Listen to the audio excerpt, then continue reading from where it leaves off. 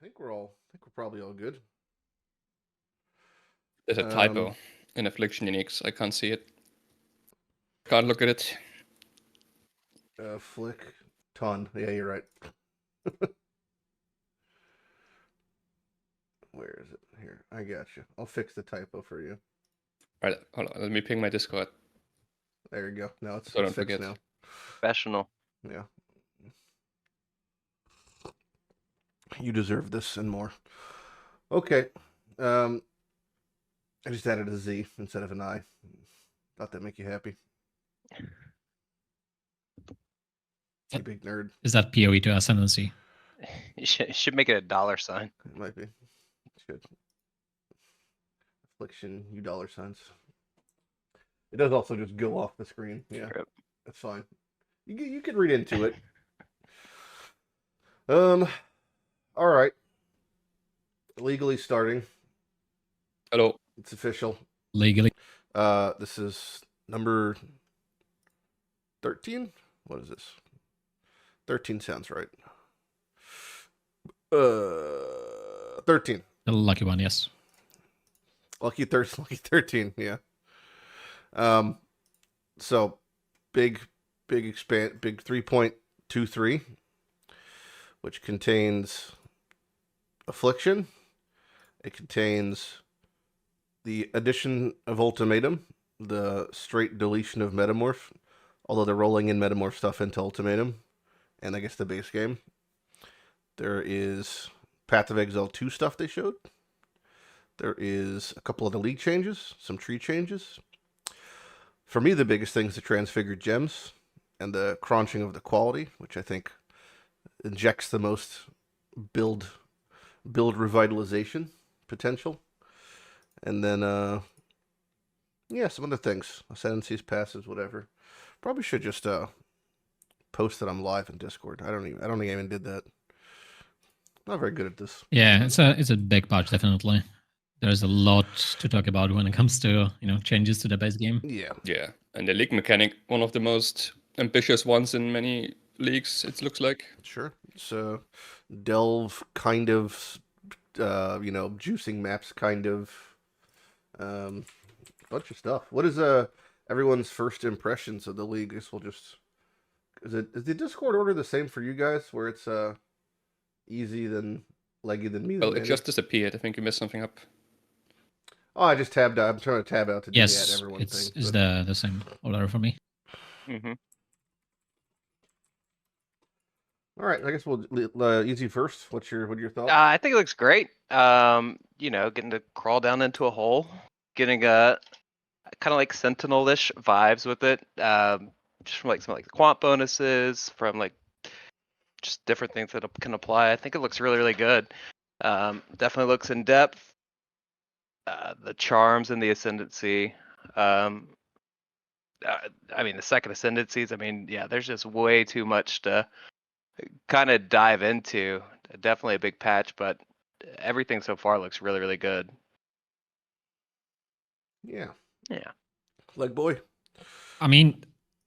I couldn't be more excited about this mechanic, because we've been waiting so long for a mechanic that affects maps. Actually, everyone was saying give us the in-map mechanic, and this one is kind of 2-in-1. It's like out of map mechanic that's kind of resembles Synthesis for me. That's my first impression. Yeah. It's like, oh, this looks like Synthesis with like unveiling mist and traversing through the maps, and then when you get out, you get quantity, rarity, and like increased difficulty on the map itself. Sounds great. As Easy said, new ascendancies with a lot of power in there. Like when you look at the things that we're gonna talk about later, there's a lot of power in there, and yeah, it's just power creep on top of your current ascendancies, which look amazing. Especially some of the like very niche things you can do with it. So I'm very excited, and it just looks good. Just art looks amazing. I like the vibe. Yeah. Same. There's a lot of stuff to like and look into. Kind of both things you said. I like how they had the forethought to put the affliction in the front of the map, like a delirium, because that was like an instant gut fear when they started describing how it's going to affect things in the map. So I was like, oh no, I hope it doesn't spawn like randomly, and then we're just going to clear the map, then find it and be like, well, nothing gets buffed up. But it being in the beginning means it's like, all right, I have like my order of operation. I walk in the map, I do my affliction, things get juiced, or if I don't want to juice the map, I could just, do the map, because if it's map's like for riskier for some reason, it's like only 16 and I'm progressing, it's like I could make that choice and then I could go back and do the affliction, and it feels like it's a good way of kind of giving you the opportunity to make the difficulty scale to your liking. Or you can like go kill the boss first, then come back and do the affliction, then it won't be affected by it, and then you could do that thing. So Yeah, exactly. That's do like good power scaling. that's a great point. Like especially when you're let's say progressing Atlas, right? You're doing your Yeah. really juicy corrupted mouse first. Just kill the boss and then go back. Don't want to lose my goods, Gotta get my one little passive. Manny? Yeah, I agree with you guys. I'm pretty excited. It feels like to me they took like the best parts of other League mechanics and mixed it into this. Like the memories of synthesis, where you just in map enter a thing and slaughter monsters, and then you got the sentinel kind of thing to buff monsters, and then you got kind of like reminds me of sanctified relics when we buy these charms and tinctures. It's like an additional item slot that we can now Yeah. equip, where we have to kind of farm our own. I mean, I guess this time they're tradable, other than sanctified relics, I think. So I guess slightly different than those. I think half of them are tradable, but they're all unmodifiable. Yeah. So you still have to So like you'll have to find like go through 'em. that god combination. But they did say the vendors are accessible despite picking any or all or whatever ascendancies you pick. Yeah, that's We awesome. haven't really got into yet. You could access the vendors at any point, so you could kind of keep peeking for things you may want for either a second character or some sort of swap down the road. I don't remember if they said if you're able to change your secondary ascendancy You can. or how the... Okay. Did they also mention how the shops reset? Not exactly, but I think they did. Alright. So what happens is I think you encounter the NPC, and like you have your wisp currency, and then after you leave the Viridian Forest, the wisps just dissipate and possess the monsters, and the currency is gone. That's interesting, because that kind of breeds a scenario where you might be like burning maps to just like spam vendors. I mean that's Like walk-in map, walk-in affliction. that's what like it's saying, right? you know. As soon as you find the vendor, Yeah. he has a new inventory every time. Yes. Yeah. So you pretty much just want to speed run the mechanic if you want to find a lot of charms and tinctures. Yeah. Do you think this is going to be a league? This is something I want to hear all of you answer also, because this is like always a really strong point for me, where you're going to want to interact with it while leveling, or as we often always do, blow past it and then kind of even ignore it in like lower maps, and then just set up our atlas, then go back and do it. You think there's going to be any incentive or real draw to be like, all right, I'm in Act 2. I can't wait to do Affliction. I think I'll probably interact with it early. I don't think I'm gonna like try to like just absolutely degen speed run to the end and maybe get some, power buffs early, but maybe like a couple times in the early acts and then wait until maps kind of thing, but definitely try it out probably earlier. But not like every single act or zone or something, right? But probably definitely a few sprinkled in there, maybe get some good stuff. Yeah, I think gonna be the same for me. From what I understand, like they said that you get your first 2 points from the new ascendancy quite early because you get like quest time with every single NPC, right? And Yeah. you kind of want to get like those 2 early points. Especially there's one thing that says you get 30% movement speed if you don't have Yeah, the gems. boot thing, yeah. Gems in your boots. So I think like you just beeline to that and go in. But like I think same. Interact with it while my character is like not completely ass in like Act 4 or 5. Gonna become a fast boy. Extra Speeding inventory around. could be interesting too to rush that one. Yeah, the little ass pocket. Yeah, The rucksack. Roderick Cube. it did. Between them saying charms and having the cube, it's definitely heavy Diablo inspiration Right. on this bad boy. Charms and cube definitely triggered my little Diablo brain. Yeah, of the 3 different ascendancies, Which one do you guys are the most interested in? You have the Warden, the Warlock, and the Primalist. And for me, it's definitely the Primalist. Having the Keystone socket thing seemed real strong. I think yeah, I I like think both that. Gone money. I like both the Yeah, Primalist Leggy one. and the other one. How's it called? The one that has tinctures. Well, Warden. Yeah. The Warlock doesn't really excite me very much. It's just a lot of it is focused on minions, which isn't really my playstyle. And then there's like Yeah. a big branch about blood magic casters, which is very niche as well. Sanguiomancy. Yeah, which is it's interesting. I just like you said, typically builds don't really go BM very often. Yeah. There's the other one, which was the Crimson Power Node. I thought was kind of cool, which is removes all ES. You gain life instead of ES, and then you lose a little bit of max life per level. But the problem is it has the line where it's gain life instead of maximum armor from equipped armor items, which is how many hybrid armor ES items have substantially high life to offset the I minus don't 6 think per this level means and be that worth the- investing Yeah. into. This doesn't have to be an armor item, right? Equipped armor item. sure it's- It doesn't have to have armor on it, I'm pretty sure. It just means helmet, body Okay. armor, glove, boot, shield, I think.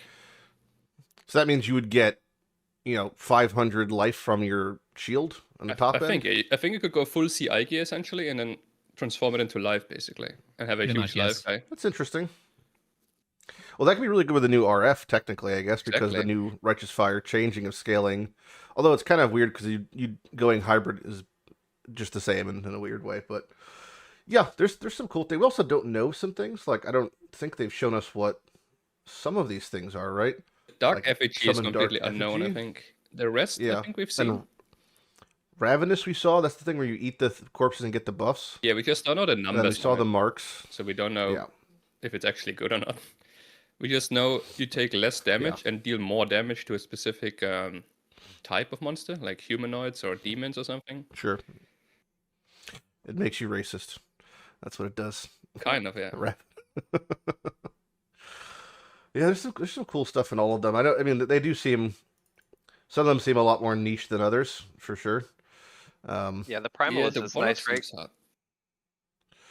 The Primalist having just the Generic. modularity, but it also is inherently difficult to start with unless you get kind of lucky in your shops. Yeah. I don't know if there's a scenario where you might reach the second tier, the first charm socket, and just not have a applicable charm. It's the name of the game though, right? Just get lucky. It's true. For me, I think That's true. the one with the tincture sounds really, really great early on. Like you Yeah. you don't have to run 5 good flasks first of all, so you can like just skip rolling one really good flask, and also the thing that increases the flask effect of 2 adjacent flask. You can combo that with Mhm. some really spicy unique flasks. The early. belt, the new well, not the new. I guess the old. Oh yeah. The belt from Experimental Base. Did they? I think someone asked GG about it, and did they respond if it actually works? If it does work, then it's broken as hell. The micro. I don't know. It's not a flask, so it should work. I hope so. Yeah. I mean, even without it not it not working right, like regardless, you can get like 50% flask effect on like certain flasks. So let's say Dying Sun goes from 2 to 3. Progenesis is like batshit crazy with that. So there's Ooh, yeah. a lot of good stuff. I don't see any response to the flask post, but I see the post. Long story short is that the micro distillery built says you can't use a can't use flask in fifth slot. Tinctures aren't flasks, so you should be able to use a tincture there, and then you just get 20% free increased effect, basically. They even buffed it to 30% this league. Yes, because so it's 30%. Pretty crazy. But someone was, the hype is that they're probably just going to add a hidden tag in the back end and just be like, "Fuck you." So if that's the case, that's the case. But hopefully not. Yeah, it's definitely cool though. There's what do you think about the heist changes? Because I personally, despite the fact collecting uniques is something I casually enjoy doing, I don't really like it because I think it removes all of the identity of the grand heists to have them so every grand heist is just a grand heist. You run it, you get random stuff, so it's a little bit more annoying for any remote targeted farming. But I could see how it's just maybe easier for them. But I don't know. What are your guys' thoughts? I have to say, I second the opinion, Lady. It's kind of removing the agency from players is, I think, always a bad thing. And I think I agree that they probably just wanted to make it less like confusing, like less convoluted. Let's say not confusing, but I don't know. I don't like it as well. I think it's bad for people that want to target farm very specific things, like like unique collecting. If you, let's say, want to farm fulcrum or something, if you don't just want to play with it in SSF, let's say, you kind of cannot do that. You just run heist until it I happens. think it really felt like a knee-jerk Band-Aid reaction to the fact that they didn't know what to put in place of the gem grand heist. Yes. Like when they removed alt quality gems to crunch the qualities for the new transfigured, they're like, all right, what can we put here? And then they thought, we have nothing ready in time. Let's just scramble all grand heists. That's kind of what it felt like. And then like the Band-Aid solution on top was like, all right, we'll just make the stack size of currency higher, and that'll kind of like make people happy. But I'm really curious about like the biggest factor I think in this is what is the weighting distribution going to now become for having the different things arise. So like previously it was like, all right, you had replicas and experimental bases, and they like seemed kind of 50-50, but typically if you got more replicas, it kind of flushed out. And then the other wings would also have a proclivity to have the same replicas. There's like some hidden weighting shenanigans going on there. But now if everything's everything, are we just going to see 9 times out of 10, 4 currency stacks and then 1 heist thing, which makes it so it's the odds of getting replicas is substantially harder? Or like, how is it going to really flesh out? Because previously also, especially for Solo Self-Found, enhanced armaments for getting strong weapons early on and gear was like so good because it was like one of the last bastions of like kind of smart rolling was getting like wands and swords and stuff and staffs and stuff like that from enhanced armaments. They were so highly rolled compared to other base drop geared, and now it's going to be, I guess, a crapshoot to get stuff. So I'm really curious about how it's going to feel when you're actually running multiple at a time. Yeah. I mean, I think they showed that there's only 3 Curiouses now, right? At the end. Or did I missee that? That could have just because sometimes they're just off to the sides. There's no, Maybe. there's nothing in the patch notes about the word curio, so I assume that they didn't make that reduced. But Yeah, even then, it's still hard to imagine that targeting something would be easy in any way, right? It has to be harder. There's no way the math works Yeah. out. I mean, maybe they make replicas way more common, but then you're kind of screwed if you're looking for, say, how they call these Tinker orbs. I forgot the enchanted armaments orbs. Tailoring Tempering and and tempering, Tailoring yeah. and tinkering, yeah.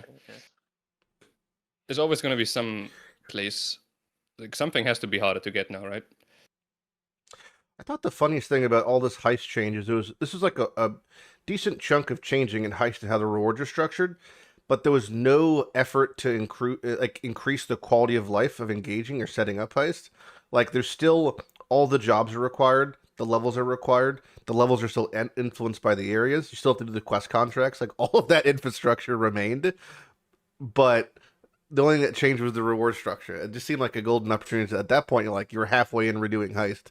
May as well dip the extra foot in and just go for it. But I mean, you can say the same thing about Lab, and well, they didn't do anything. So yeah, I mean the fact that Lab is still, it's kind of strange that it's like a community, except all of Lab is run by people who especially aren't familiar with Lab. They check PoE Lab. That's been the baseline for like 7 years now, 8 years, whatever, since Lab has existed. It's kind of like there was an ideology amongst grinding gear games for a really long time, and I'm not sure if it still stays, but the thought that if everyone's doing something or everyone's running something, it probably shouldn't exist or it should be rolled into the actual like base content. Like same thing with like reduced mana. If everyone's running reduced mana, we shouldn't have reduced mana because what's the point of it if it's just like a mandatory step?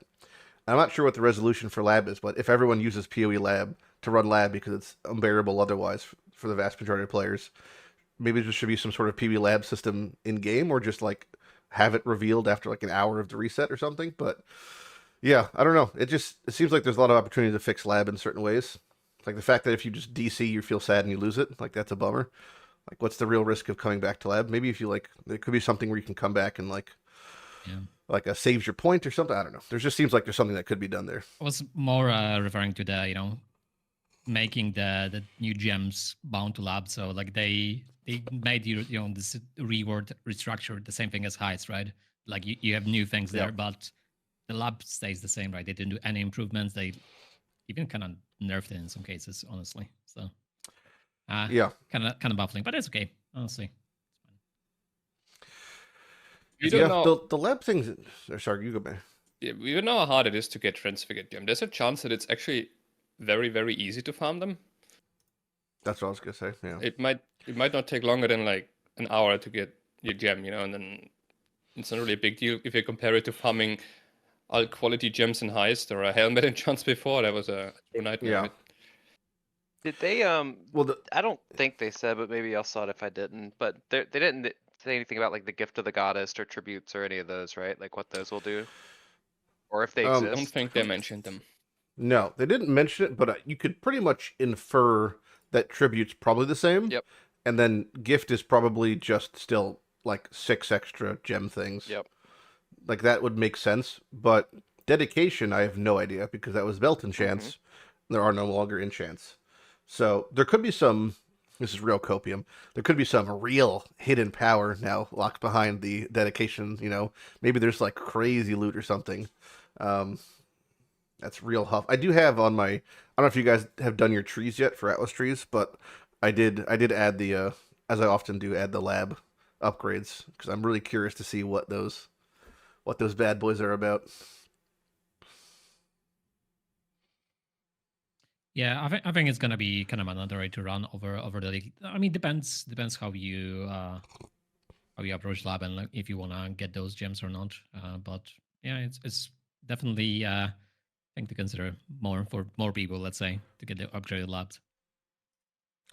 The transfigured gems by themselves were very strange to me because I think as you all, I was listening to the live stream and I'm listening to Neon talk about the transfigured gems and how they kind of went about crunching the alt qualities together and the enchants together into kind of reconfiguring the power into certain places. And the way he was just describing the transfigured gems, he used the word that these aren't supposed to be bar none best in slot for that gem. Like transfigured Firestorm isn't supposed to be the best Firestorm without question. It's supposed to be niche in its usage as far as it'll be the best if you're doing the thing that you want to do with that thing, but it won't just be like every scenario using this one. But having looked at some of the transfigured gems, it kind of feels like it is just the best version of the gem and there's no other version to have.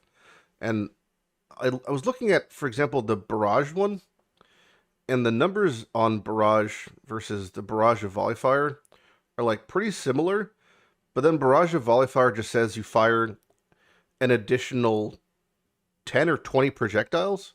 So I'm trying to think like, how is this not just the best version of this gem? I mean, those yeah, extra projectiles, they don't actually deal damage to a single target. They just like those extra arrows are simultaneous. That's what it says, right? So they're like parallel. Yeah, it says in a randomized. It's a small randomized spread. I mean, those are just like a normal like split arrow or something. Those are just extra arrows sideways, which don't like shotgun. So they just add some clear to Barrage at the cost of, I think it has less base damage, so less single target. Yeah, they remove the projectile, and then the last arrows just firing like a cone, right? So like it's pretty much the old threshold jewel in the gem, right? So yeah, it's less single target, definitely. It's definitely not strictly better by any means. It's, if anything, it's very niche. It's like for those guys that want to make a Barrage main skill build. Got it. There's a couple other though. I was questioning like Firestorm. I'm trying to think of like what Firestorm would be. Because one of them has such tremendously high damage numbers, despite not having small bolts than the other ones, and it seems like it was also kind of just better. It's probably like the damage effectiveness. The Firestorm for Ignite players, roof. Just one big meteor for Ignite enjoyers, and then the other one is more like a mass hit one. Poison maybe, because there's like a bunch of little hits. Yeah, I guess. Know. Yeah. I mean, overall, I think it's pretty cool that Transfigure gems they go far beyond just helm enchants and alt qualities because Oh yeah, they can change the base damage of the gem completely, right? And they can change sure. And the tags also. yeah, they can change tags, The they can tags change are mana different. cost, base cast speed. Yeah. It's basically a complete different skill, but to not confuse people too much, you know, they're both called Firestorm, but they're actually different skills. They're just kind of similar, so they're in the same category of Firestorm gems, but they're actually very different skills now. Yeah. It also makes me so seeing like when they showcased the Animate Guardian recently, which was like a totally different thing to normal Animate Guardian. Like if you're doing a traditional Animate Guardian, it's basically a little micro Orabot that runs around. And the one they showcased is basically walking around attacking with Valsmite, which is in itself going to be a build. I guess kind of like similar, like if you're playing like a Reaper type thing, it's like you want to invest into one big dude, like a Chains of Command Animate Guardian build or something. But that's like, if that's a whole build in itself, and I see that and I'm attracted to that, and I was like, oh, I really want to play that build. I then got more worried at the fact that how hard is it going to be to get that gem? Like, will it be something I can get while leveling? Am I going to sit there and like run normal lab 50 times? Like, so I'm really curious to see the weighting behind that. We don't know yet. I personally speculate it's not going to be so hard, but we don't know yet. I hope so. That'd be great. Yeah, or like a difference between normal lab versus Uber lab or something. Like different rewards, like structure. I don't know. Maybe you can only get in certain gyms. Yeah. Tell them, That's easy. right. Yeah, tell That's them. right. Maybe dedication. Dedication will have like guaranteed crafts of some like transfigure gems since they removed the enchant from the belt. Maybe that's gonna be like this special thing. Maybe gives you a different reward depending on your geographical region. You know, you live in US gets a gun. If you live in Germany, you just get screwed. Get one Stroopwafel as your reward. I really liked. So we just left Toda League, and we just are entering Affliction with Transfigured Gems. I thought this was so funny, personally. I don't think anyone else found this funny, but the Blade Trap gem, Blade Trap of Great Swords, is specifically used for two-hand swords, typically high ally scaling, on the league that they just introduced the highest two-hand ally scaling sword and added to the base game. And I was just like, man, Rakiata Blade Trap of Great Swords. This has to be like a plot line. Surely this was on purpose. They did this. That sounds now that badass. all the Toda uniques are in the base game. I know. That's going to be so funny. Also because it just looks cool. And I still never got my Rakiata sword. I'm looking forward to maybe just getting one. But I imagine a lot of these are going to be pretty rare. So for those who didn't see, I don't know if it's even on the patch notes. It's not Toda. They call it Toda. They don't call it Toda. What do they call it? What is this? What is that league called? Trials of the Ancestors? What do you mean? Yeah, I guess so. Is that on patch notes? I think it was like some unique items or something like that. Yeah, Rakiata changes. Oh, it probably says it exactly. It's very high at the top, yeah. I see it. There we go. Yeah, so all of the uniques have been added to the pool, just the core pool, except for, what was it, the jewel and something else? The tattoo and the ring that grants, that spawn, like the ring would spawn the general. Yeah, okay. Was it Calm or who did it spawn? No, it spawned... There's a version for all of them. Yes. Okay, yeah, you're right. So the two Toda, I guess, specific uniques weren't added, but everything else is added to the base game now. Which is super cool, because I really like the amulet a lot. Really, really nice amulet. Good chance amulet is going to be a T0, right? Yep. Mm-hmm. T0. It's possible, yeah. I was thinking that. I was like, anything here making T0 is like, to me, the only thing that would have been the amulet, because it has the highest power level, I think, of the things there. The amulet is but like having absolutely crazy, the body armor is pretty good. Yeah, I was using it in my previous build. It was very nice, especially when you start stacking like all the other life regaining thingies. It became real cool. In the same section, they added 633 more foiled uniques to the Voidborn. Yet again, changing the randomness of the reliquary key. I'm glad it's still in the game. I mean, it's free money for them. It is like that's so much money. Yeah, it's such a crapshoot. How much was it? $450 each, right? For like that, to buy for a piss yellow Hall of the Grandmaster. Some people are crazy. Yeah. Do we have any idea how many things are on the Oh, we can. Oh my god, the change log has all the amounts added. Oh, No, jeez. but that I'm key, gonna do the math on this. but that key only had Mage I'm Bloods gonna in do the it. math on this. It's true. I haven't gotten a Mage Blood. I've gotten an Ashes and I've gotten an Aegis Aurora though, which is pretty fucking good. RIP Ashes, by the way. It's still fun. Yes. It got nerfed decently, but I think the idea they're saying is with the crunching of the qualities are going to be, you know, so good that it's worth nerfing Ashes for, I guess. That's kind of like you were Have saying you guys earlier, right? had- Like, I mean, if everyone's using Yeah. an item, they're probably gonna nerf it, or you know, kind of like if everyone's if Yeah. everyone's I mean, using I a could skill. definitely see Ashes having a pretty big spike after these. Some of them, like I would say, from what I looked at, 9 out of 10 gems got basically better. It's tricky though because for the most part, every gem had 3 to 4 alt qualities or quality variations, right? And there typically was just a best one. Sometimes it was a build enabling one, sometimes a situational one. So how do you actually combine them all to make whatever gem is now the best version of that gem that it could have been? And some of them have gained that. Like things like Cobra Lash gained the increased damage for remaining chains and additional chains. Like it got the best of both worlds. Some things didn't though. You know, some things got like a lot of the minion skills got mass amounts of CDR, which is great. Like lets them do their abilities more often. Fantastic. Some things just got worse though, and some things got weird. Like the one that really comes to mind for me, and I saw some people in chat mention it, was Power Siphon. Was a very weird one to me Well, because skill was reworked. like instead of pretty firing, much. Like it's a well, different story, I think. yeah, well, no, but it says instead of firing 4 to 7 projectiles, it now fires them at nearby enemies. They essentially if nothing's reworked the skill. nearby. I think that's just independent of the whole, lap enchants. You think? Brought it to quality. Yeah. I mean, there's like 5 to 10 skills in there. They got reworked / simplified. Yeah, Power Siphon, I think it was just kind of like a nerf to Power Siphon Barrage, yeah, but I'm not sure what the point of this was. It definitely is more interesting now, though. It's like because Power Siphon before was basically just another range attack skill, right? Just click somewhere and shoot like 10 arrows. There was like the split arrow of wands, basically. But now they made it into this Yeah. like auto targeting skill, which is pretty unique in the game. It's kind of fun.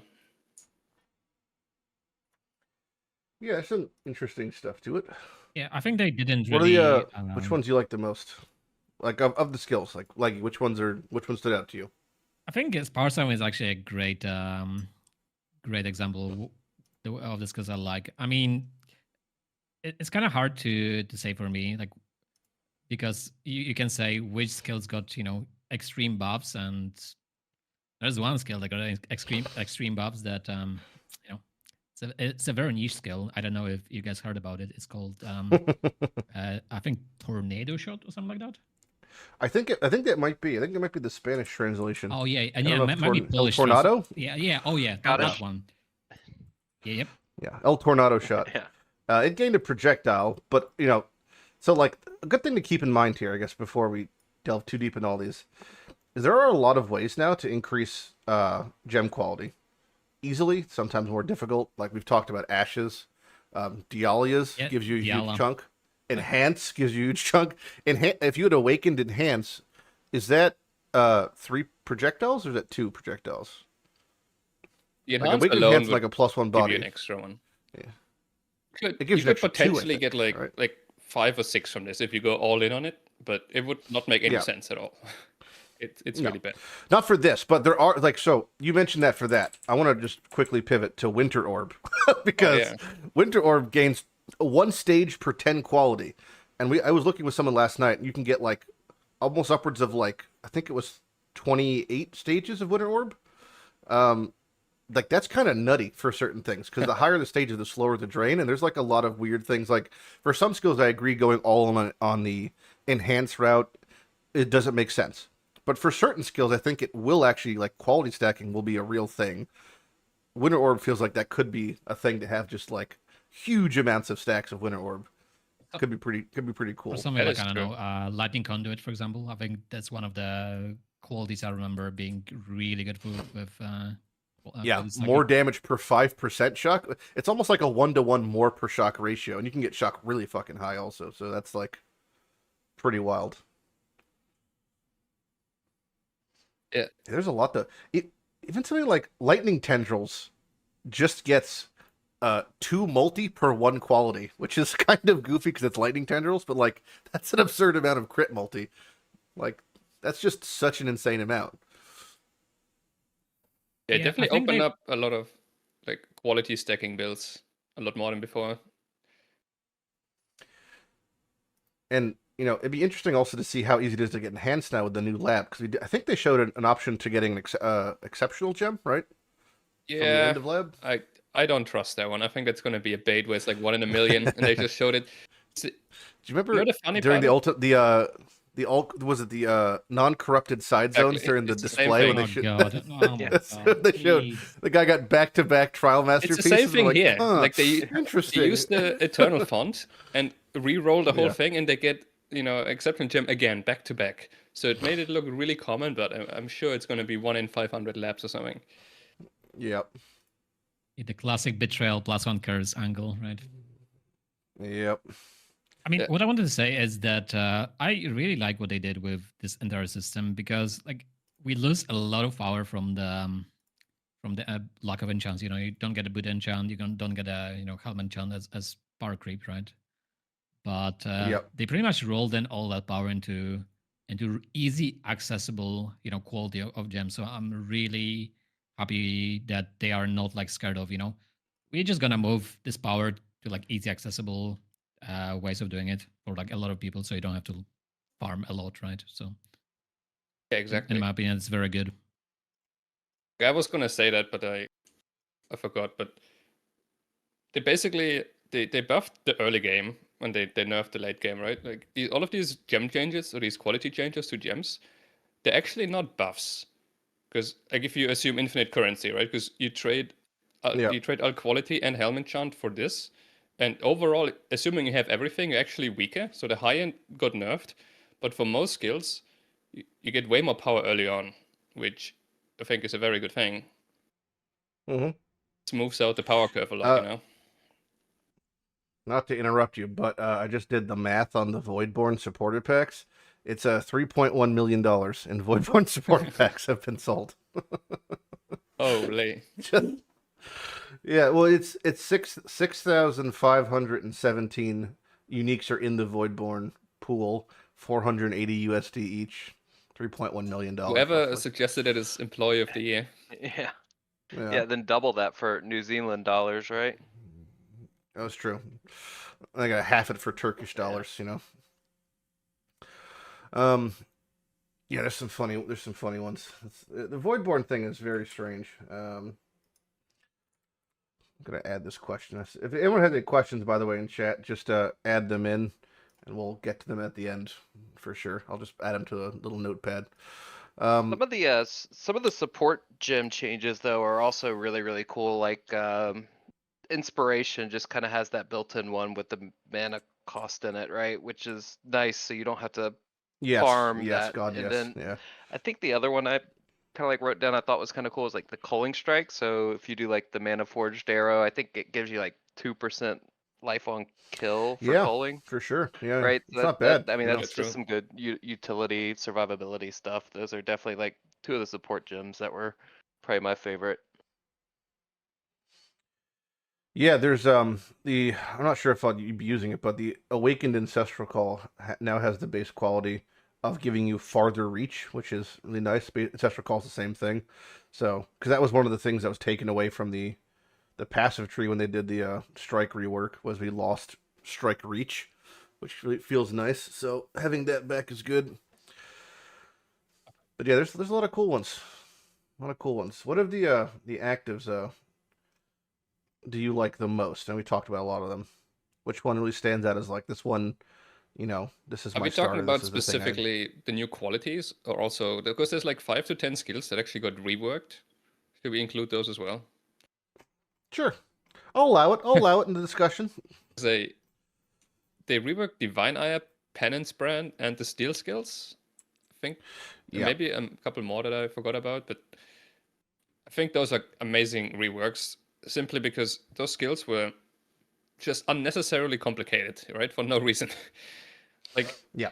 Penance Brand was the worst one. I think if you ask 100 veterans, 99% of them will not even have any idea how that's going to work. Yeah. Yeah. The joke was how large it was. When you looked at Penance Brand's description, it was Yeah. comically large. I'll pull it up on screen while you keep talking. Just Oh yeah, Cyclone is another one where they simplified it a lot. They removed those stages and like all of that stuff. They made it a lot simpler. It's a great change for like anyone new to the game and reading those gems and not having, to look up 7 YouTube videos to understand how that gem actually works. I think it's great. I don't think Yep. that they're actually stronger. Not necessarily buff those gems, right? They just rework them yeah. to be more streamlined and simple. But I still think it's Yeah. a great change. I think out of all those gems, I think only Divine R got like significantly buffed, in my opinion, at least. Maybe Penance Brand I think is a bit weaker, but like Divine R I think is big winner from those. So maybe Power Siphon, but we'll see about that. I'm definitely keeping Power Siphon on my radar for late game. Yeah. Yeah, I didn't consider the auto targeting portion of it per se when we were looking at it, because it does fire them at nearby enemies versus randomly projectiles. So I was kind of looking more out of it from the you can't off screen type thing, but it really is more like this just auto targets nearby enemies. Yeah, it's like VAD Power Siphon, but like a smaller version. Yeah. It's actually and also the quality is a lot better. The base quality is a lot better now, being 1-to-1 multi per quality, or no, 2-to-1. Yeah, so 10 multi per 20 quality. yeah. What's per power charge though, which is insane still. It So, does like, sound like a fun yeah. build to play. Like I just imagine walking through a map and just like, clicking on the next loot piece that drop and just holding down the Power Siphon button, and it's just auto killing things in all directions, It's kind of like a Yeah. And then you got the Blade Vortex or something, know, or Winter Orb. that way you can quickly hot swap to your Warcry to get double loot. True. What did you guys think? I know we're bouncing around like nonstop, but what do you guys think about the who even has it? Is it the Primalist? Yeah, the Warcry's attempt to shake extra items from corpses. It sounds incredibly OP for builds that already use Warcries anyway. Like any build that had Warcry on left mouse click, Yep. they just get free extra loot, I To be guess. fair, any single I would say duelist or marauder who just is pathing by Call to Arms. Yeah, exactly. You could just pick up Call to Arms and swap in, a Warcry on your left click, and you bingo bongo, you're good to go. But the problem is getting Howl of the Wolf means you don't get your last charm slot, which is Yeah, that's rough. that's a conversation to have. But to be fair, it will take a long time until you have 3 good charms anyway, I think, at least in SSF. So you can use Yes, the howl for a long time, and then So what you're saying is the play is to play a Warcry build, to rush Howl of the Wolf, to farm ledge nonstop, and start shaking skeletons. I think that's exactly what I I'm saying. Yeah, Yeah, that's I'm what I heard. like Thank you. Just want to starting make sure. Bone Shatter Slayer. Confirmed. Good. That's building the game. pick those bones. Shake those bones. Big bone shaker. Yeah, it was so someone actually mentioned it in chat, and we're not at the Q&A part yet, but I will add this as a big nod, I would say, to GGG, because I'm always often critical. I think being that as a byproduct of being from the game since literally the alpha of the game, it's hard to not be slightly critical as the years go on. But they actually had Ruthless in a drop-down menu for the patch notes, and that's like such a small thing to me. That's actually so important, because nothing makes me feel worse than having to like scroll down past a chunk of Ruthless, especially after last patch.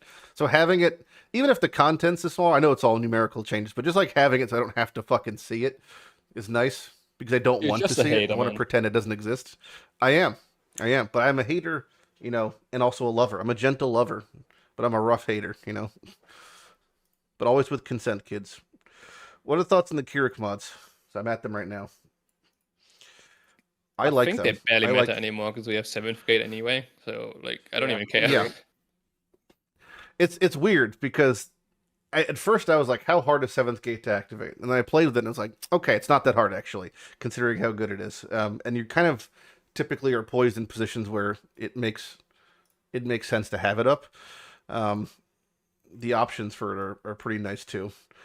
I think it I might. think it's the Anarchy one. I think to me stuck out because it's just like I'm paying a lot of times 2C for 2 exiles, now I can just pay 3C for 3 exiles, and I don't mind that. Yeah, I definitely agree. Like, yeah. I think that the only one that matters kinda is ambush, because obviously the the degen MF meta is boxes, right?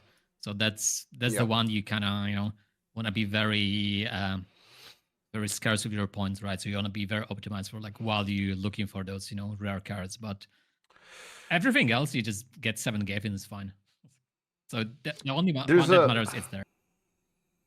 This kind of sets an interesting precedent for something I was thinking about, which was when they have the Keurig mods, they almost always make what I would describe as what they classify the lower power mods from a 1 chaos to 1 occurrence ratio. So 1 chaos equals 1 box, so 4C4 boxes. 3 chaos equals 3 exiles, 1 to 1, right? And I was like, how OP would it be if they just had that as an X in Keurig? Oh god. Right?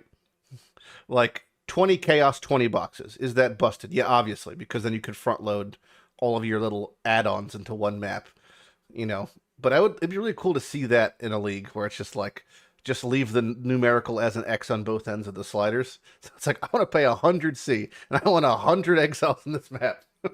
Yeah. Just let the crank fly go. For certain things, yeah. It depends on the thing. I'm not sure what thing would not be overpowered, but like having more ghosts would seem good. But also, like, a lot of them are redundant when it comes to, like, 2 of the same ghosts can occupy the same thing. But having a map just flooded with 100 ghosts would be so funny to see. That's what we should do for the next, temp event they have whenever this league is inevitably delayed a month. Chaos Sync, at least. Yeah. Yeah. They can have it so it's an exponential slider. Like, after the 10 to 10 ratio, it starts going, like, 12 to 11. It would have to be, right? to Because 13. otherwise you get way too much value out of, like, winged scarabs and so on in that map. Until you die and lose the map, and then you're just fucked. Just get Don't good. die. It's true. Just don't die. Just get good. Yeah. Just get good. What did you guys think about the unique balance from the patch? Because there was a couple big hits. We talked about one being Ashes losing the reservation. Makes sense, kind of in lieu of the increase to quality power. The second we were reading through patch notes, I saw the Kael'm's spirit gloves got nerfed. I immediately messaged, Iron in our group chat, get shit on, as we have to do. It's the bro rule, you have They to. had a good life, Sorry, They have been used more than they were 99% very, of very the good. unique- Yeah, they were. They still are very good, but they were even better. They are very, very good gloves. Yeah, they're very, very good in standard, not in the next league. Yeah. Let's say. Yeah. 300 to 1's a little rough. That's It's kind of very slow. rough. I think that's slower than the normal ramp from the lowest glove Exarch thing, right? Like 1 per 0.5. I think this is basically slower than that now. Well, it depends Like how the much lowest region you level have, using right? a lesser. Well, for like most of the builds that we're using, this didn't have absurd amounts of regen. That's all. They had like they typically You hear the irony, they right? put on a helmet or something. Like it's a, yeah, it's I know. a, Well, that's it's a unique. that's why they were to too keep you good. rich. Yes. Yeah. Yeah. Builds that don't have a whole lot of region, they shouldn't have even considered those in the first place. Like it was completely backwards that like bow builds used this. It wasn't balanced, I Oh, think they actually 300 for is builds a that bit have rough. region. I think 300 is a bit rough though, but I think they really wanted to be safe to not have a glove dominate the meta like it did for Yeah. all the patches, really. But that's also kind of a weird stance to take versus just making it rare, because belts have dominated their slots for forever. And it's like there's the choice of you're choosing between, I mean, maybe Bart not considering now, but like what they'll do flash stuff, but realistically there's 2 belts that dominate the belt slot for uniques. Having a couple gloves dominate the glove slot was typically mitigated by just making the item rare, because then it's kind of like we don't feel bad if it's good because it's expensive. So instead of making it like, at the very least, I'm trying to defend Iron here. At the very least, I would have liked them to ask him, would you like us to nerf this, or would you like us to make it 50 divines? Because it kind of would have been, maybe made more sense. Yeah. If it was You know just how they, a rare couple and leagues as ago, good. they added new T0 uniques, and they were like, we want more T0 uniques in the game, so we buff these weapons, yada yada. Yeah. Counts So, for it. Yeah. like in that whole reasoning, why didn't they just make the best uniques in the game tier 0? Like every league, they add like 1 or 2 most played uniques to tier 0 and move on. Yeah, I mean, they would really. That's like a self-balance. It's the same concept of why they don't just make the bottom 25% of used skills just 25% numerically better. I don't have an answer for you. I don't. Yeah. I feel like they probably could. They just don't, though. You know, like everyone chat's talking about Heat Shiver. Heat Shiver was insane. It's still probably really, really good. I mean, I'm not sure what else is going to occupy that slot. It's still 30% Yeah, free it's still damage for the usable. most part. Yeah. And But I think the same Chaos thing. Why Spirit is couldn't they still, just make it tier 0? it's still fine too. I think this nerf is totally. I think if they Yeah. nerfed it any less, it would have been OP still. I think this is fine. There's still going to be quite a lot of use cases for it, I think, because there are builds that have like 2000 regen, right? There are like Inquisitors or like Yeah. like life stacking builds with Dissolution. There's still builds that have enough regen for Berserk to be up at least like 70% of the time. There's also builds that I just they just they just I want don't know. movement speed at all costs, and they're just still gonna use this even Sure, if they only yeah. have like 1,000 regen or something. I'm just gonna. If I had 2,000 regen, I think I'd rather have 2,000 regen than the rage, though. At that point, Okay. like I'd rather just put rage on my gloves and just have 2,000 regen. Yeah, I mean there are Yes. builds that don't need regen though, or they. Yeah. I specifically talk about Dissolution. I played it this league, and that build can't use regen in the whole setup because it Yeah. it doesn't do anything. So you just get like free rage. Yeah. The from- rage vortex builds, especially. What your Dragonflight was also nerfed ever so slightly, but it retained, the +3 gems, which I guess is the most important part. They did add a strange line. I don't know what intern added this, but existing items can be updated to the new values of the Divine Orb. But why on Ray class would you do that? Lots of like It's just- subtle meme Little jabs. memes they were there. Yeah. I guess that's their way of trying to protect noobs from divining their +3, whatever gem they want into some random I thing. just want to get a chuckle out of the reader. Yeah. Yeah. Wasn't too many unique balances though. The That was the gist of it, I relocation think. patience change, I don't understand it, I think- and I was talking about this with my chat yesterday, and we didn't really get a consensus on what this means. It was a nerf to the weapon swapping discharge thing. I mean, obviously, yeah. I don't remember You how, actually have to but I equip know the that. builds now. You can't just swap them in Yes. and unequip them, and you still have the charges. So that's obvious, right? But Yeah. this new wording, as in, what they do now is they now say you count as having maximum number of endurance, frenzy, and power charges. Yep. We actually not sure what this means. Like, do you actually get all Correct. the benefits from charges then? Like, do I equip these boots and I now get like 12% more damage from having frenzies and so on? Do I get these? It does make it Awesome, sound huh? like you don't get. It sounds like you don't get the benefit of having the charges. You just count as having them for everything that would reference them. But you could argue Which if I is- count as that'd be a having them, massive then nerf I then. also get the benefits. Why from don't I them, just right? have them? Yeah. I don't know. Yeah, it's Because- so weird, man. It could just mean you get the more damage and the crit chance and so on from those charges. You just can't spend them on like discharge and so on. Right? Yeah. That could be a reason why it's worded like this. Which is fine. I mean, I don't think that's a problem, to be honest. Being If that's incredibly how powerful, it then. shakes out, they still are. They were still really good. I mean, any build that was standing still on any like the boss killing trapper minor things that was. It doesn't actually specify stationary anymore, by the way, too. You just always count as having all charges. Oh, you're right. It doesn't. I didn't see the part that didn't remove stationary. Like, if this actually gives you the damage reduction, the damage, the speed, the crit chance, and so on, if it actually gives you those stats, those boots are going to be incredibly strong. There's your new 2-0. Honestly, yeah. I mean, I don't think it can be like that. Like, I cannot imagine a world where you get those boots and you can just move with all max charges and just get Move with them. nine of each charges, And you would 27 still have charge to skill walking. the charges and so on, right? Yeah, Kind of. There's ways around. You just put on like the badge. You wear the shield that gives you charges, and you just kind of walk. I don't know. We'll There's see. enough memes there. Yeah. Time will tell. Well, we haven't ever seen the wording you count as having something, so we don't know really what it implies for them, right? If I count as having Yeah. charges, why don't I just get the benefit from them? You just can't spend them, like it's hard. It could be interpreted in many different ways, I think. What about Count Chocula? That's a count. What about the Count on Sesame Street? That's a count. Exactly. Count Dracula. He's like Count Chocula, but doesn't eat cereal. Same, but different. Any other uniques you guys particularly enjoyed or disliked? I think the rest is pretty irrelevant.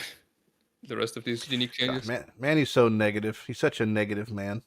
Yes. German negative superiority. Yeah. Fair. What are you? What about the Hinokora's locks? You guys using your locks and anything? I have never found one. Yeah, same. Yeah. Yeah, I got one, and I don't know if I'm gonna use it before the Val changes. We weren't all blessed like Leggy to find like 5 or something. Yeah. 6. 6. 6. Okay. Nah. Okay, well, calm down there. I was thinking if I want to do something about it in the window, like 3 days, like after the migration before the patch. I'm still thinking about it, but like I've done my part, abusing the corruptions on certain items, and yeah. Yeah, I mean, if I get one, I'll probably just use it on like a Mage Blood or something, and then just see it's gonna be shit, and then move on. That's it, I guess. Kind of want to do it on one of like my Crucible Fizzbos, but I never got a. I would have to farm the tempering or before I'd want to do it, Oh, and right. I don't think there's enough time. Or there's not. Well, how would you be able to use it on the Crucible bow if the bow's in standard and the lock's in league? Well, at merge, right? There would be like 3 days you could corrupt or double. Oh, you're right. Sorry, you're right. Isn't the merge like on the same day nowadays? No, it's on Monday or Tuesday. Okay. The merge is like super close Should be. to league start now, like a day only or something. I thought it was. I think I everything's thought it was super close Tuesday. now. The last. I mean, at least the last league. Yeah, I don't know. We have U.S. priority for merging. It's part of the New Deal, On the same item balance page, it showcases all the experimental bases. I think almost all of them got heavily buffed. Yeah, that thing great. is so exciting, man. Again, how is it going to be to find them? Great question. But some of them are like super strong. Like for the bows are even strong. The Void Fangs are stronger. Some of them got super buffed. Like I would say, I don't want to say everyone I know hated the Infernal Blades. That was auto triggering, skills every time you cast a spell and flame dash you. Why even have that exist? Now weird. it just has 40% CDR of travel skills, which is kind of hot. There's a bunch of stuff like that now. Or getting like 2 extra exerts per attack. The Infernal Blade one lot is, of cool is good for things. the buffed Flame Dash build, man. Oh yeah. Flame Dash totems Oh they actually yeah. have double damage now, right? Because there's Flame Dash of return that just does it like it just hits again. Just comes Mhm. You back. cannot use it with totems. It cannot support totems. It says on the gem actually. Wait, So really? you have to use They removed yourself, Flame yes. Dash totems? I mean, Or is it no, you just the cannot use damage of- that of return. Yeah, that one you cannot use with totems. That Ah, translated okay. version. That's You have to unfortunate. God, be a Manny's totem. such a noob. Yep. Doesn't even read the patch notes. What a noob Manny is. I am. Well, Such a noob. let's get this thing out of the way. Simplex Amulet. Oh my goodness, that thing is stupid. Yeah. Best in slot MF amulet right there. It's like Think of build the your own 20 Great Vault. quant to 100 rarity. Yeah. It's literally Great Vault, right? Like It is- double stats. And Yes, you have 3 yeah. mods on it, so it's like a better Great Vault, basically. Yep. You could get double rarity quantity. Think of the power. I mean, we are saying like for a mapping for stuff like that, but if you just think about like it being a normal amulet, let's say you play a crit build, you just press Essence of Yep. Score on this, you get 82% multi out of the Yeah. bat. Like Yeah. what? Like what? And it's the fact that that's also so accessibly spammable Yep. to get something you want. So it's like, okay, there's 3 mods. There's only 1 prefix. So you have, you know exactly what the odds of hitting this thing. You can just craft of exile it. It's like, all right, it probably won't be that rare to hit, at least one of the 2 mods you want easily with spamming deafening essences on this thing. I mean, That's like insane. you know how Simplex works, right? Where if you click an essence on this, most of the time you're only gonna get that essence mod and nothing else. because Correct. Yes. so you actually have to hit like a 5 or 6 mana outcome to even get anything. But I mean, Yeah. still, But my essences Still are fine, my bro. essences are better than your essences. I have high tier essences. I have the best essences. These are organic, non-GMO essences I Cage use. free. Cage free. I don't. My essences are grass fed. They're grass raised. you could even mean- just craft like deterministically. Just use deafening crit multi essence until you get a clean one with only that mod, and then you do suffix cannot change reforge chaos to get chaos res guaranteed and have like 70 chaos res in I that mean, you thing. can also just. Why can't you just awaken orb two of these together Yeah, that too. and then guarantee 2 mods you want? That It's also, like yeah. not that hard. Like to your craft. quant, shaper quant, and Yep. something. The only, I guess, I would say annoying part is that you can't use meta crafting to like finish it off because there's no room to meta craft. But like some bench crafts are like not bad these days, so you could easily awaken orb 2 prefixes or something you wanted, and then just Oh, bench craft a suffix that was like oh yeah, super, minus super good. 7 mana cost, so you get basically free Exactly. attacks. That's kind of like, or like veiled modding also, if you want to go real freaky with it, you can do things like that. Because you were talking about the -7. You can get -10 for non-channeling on prefix Ye- veiled. yeah. That'll be -20 mana cost. What a You noob can't lady. unveil Don't- a Hell Run mod. Wow. Yeah. Wow, lady. What? Wow. Wow. Wow. Well, podcast is over. That's it. Shame. Shame. It was a shame. But you can also get level 20 Spectral Wolves. Level Yo. 40. Or level 40 What spectral. lady? I mean, you can also get +2 gems, right? Yeah. Yes. Yeah, but you can also get +9 gems from that new chest. You can't use it on your neck. Hold on. Whoa. What about if you put on suffixes can't be changed? Does that make it say suffixes can be changed? Because it's 100%. So it goes back It around. can't be changed at all then. No, but then it makes it say they can be changed. It's 100%.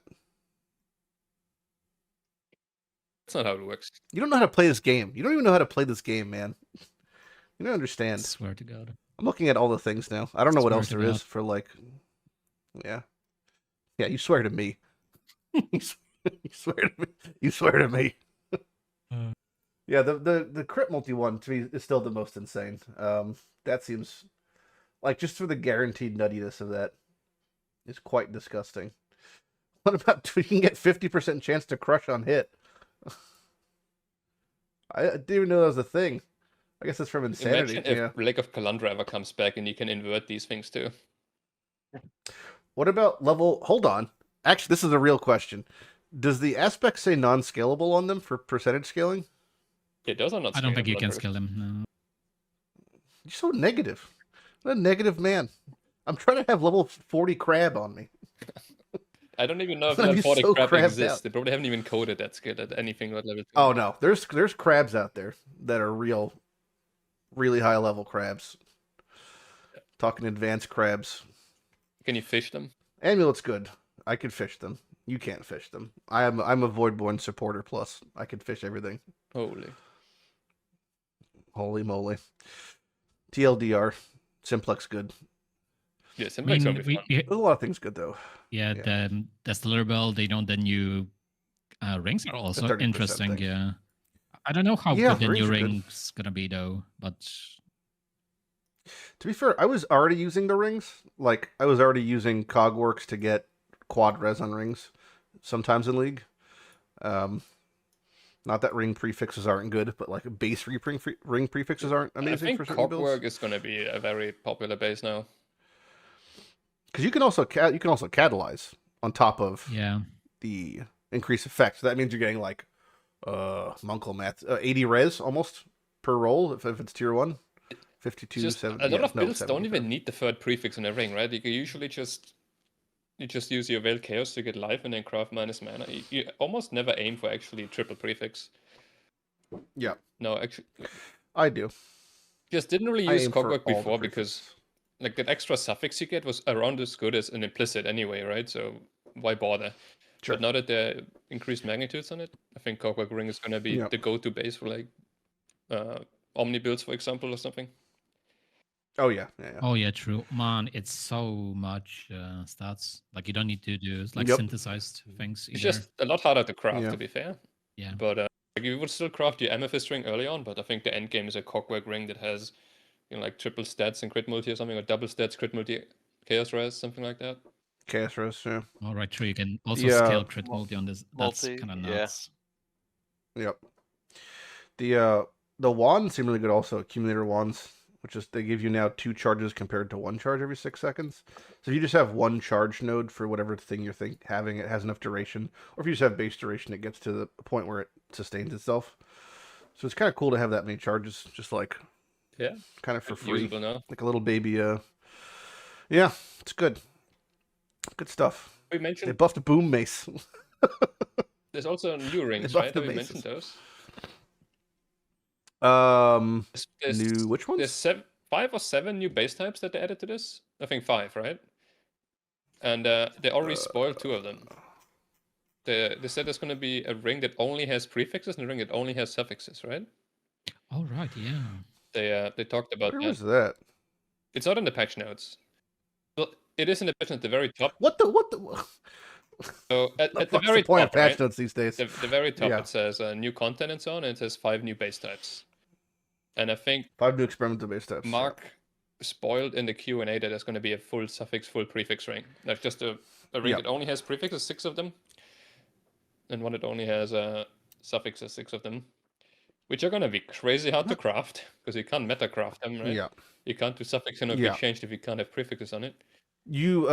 But that's where things like fossils would probably be pretty good. Like if you're trying to get like a triple LE attack ring or I don't know, something like that, or you could probably do some. Yeah. Or even like I don't want to say harvest crafting's kind of shit. I was trying to think of what else is there. Yeah, it'd definitely be harder to craft. Yeah, there's going to be some.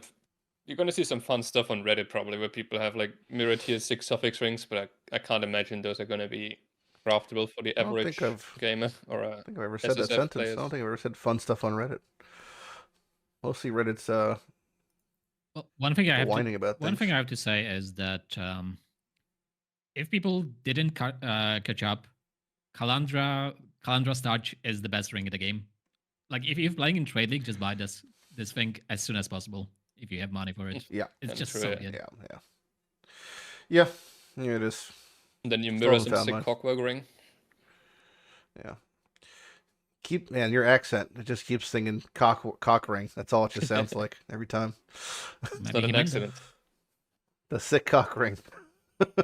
Mirror the best one out there. They're the best cock around. Where's Shaq at?